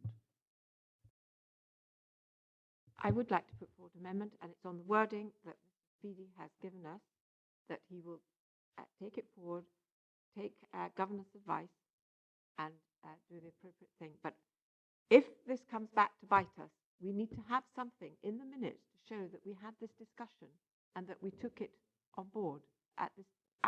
Me personally, and if you won't accept my amendment, then I will have to have some form of words whereby I do not agree with these recommendations. But I'm sure, I am absolutely sure we can get something there that just covers us as a committee and helps to explain to the community council what their responsibilities are and protect them from any challenge. I understand, yeah. And it's nothing to do with not trusting them to do their job. It's absolutely not. I understand your point. I think it's we have to find out the way that we can do that, whether it goes through a public consultation document like this, and that's where we need to take legal advice from. I'm not qualified to say whether we can or cannot, but I think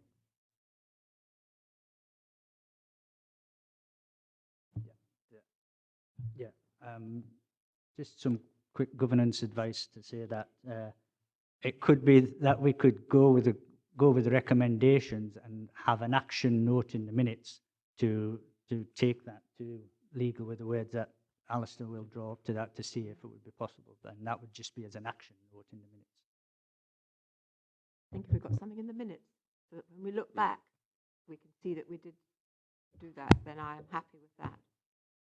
Ronnie Ogilvie? Just, that's fine, and I think that's the best way forward. But this meeting is recorded, so if people wanted to hear what we said and what Patch is saying, that we discussed this, it's a recorded meeting. Jeff? Well, mine's the same point. There is a record which can be interrogated. Let's hope it is. Okay, members, are you happy if we just have an action note to the minutes? So we go with the recommendations as stood, as is, with an action note to the minutes. Members happy with that?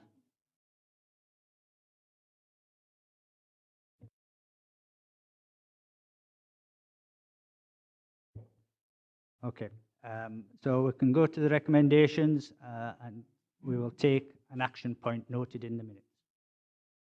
Members happy with that? Members agree to that? Ian? Just so long as the recommendations stand the way they are.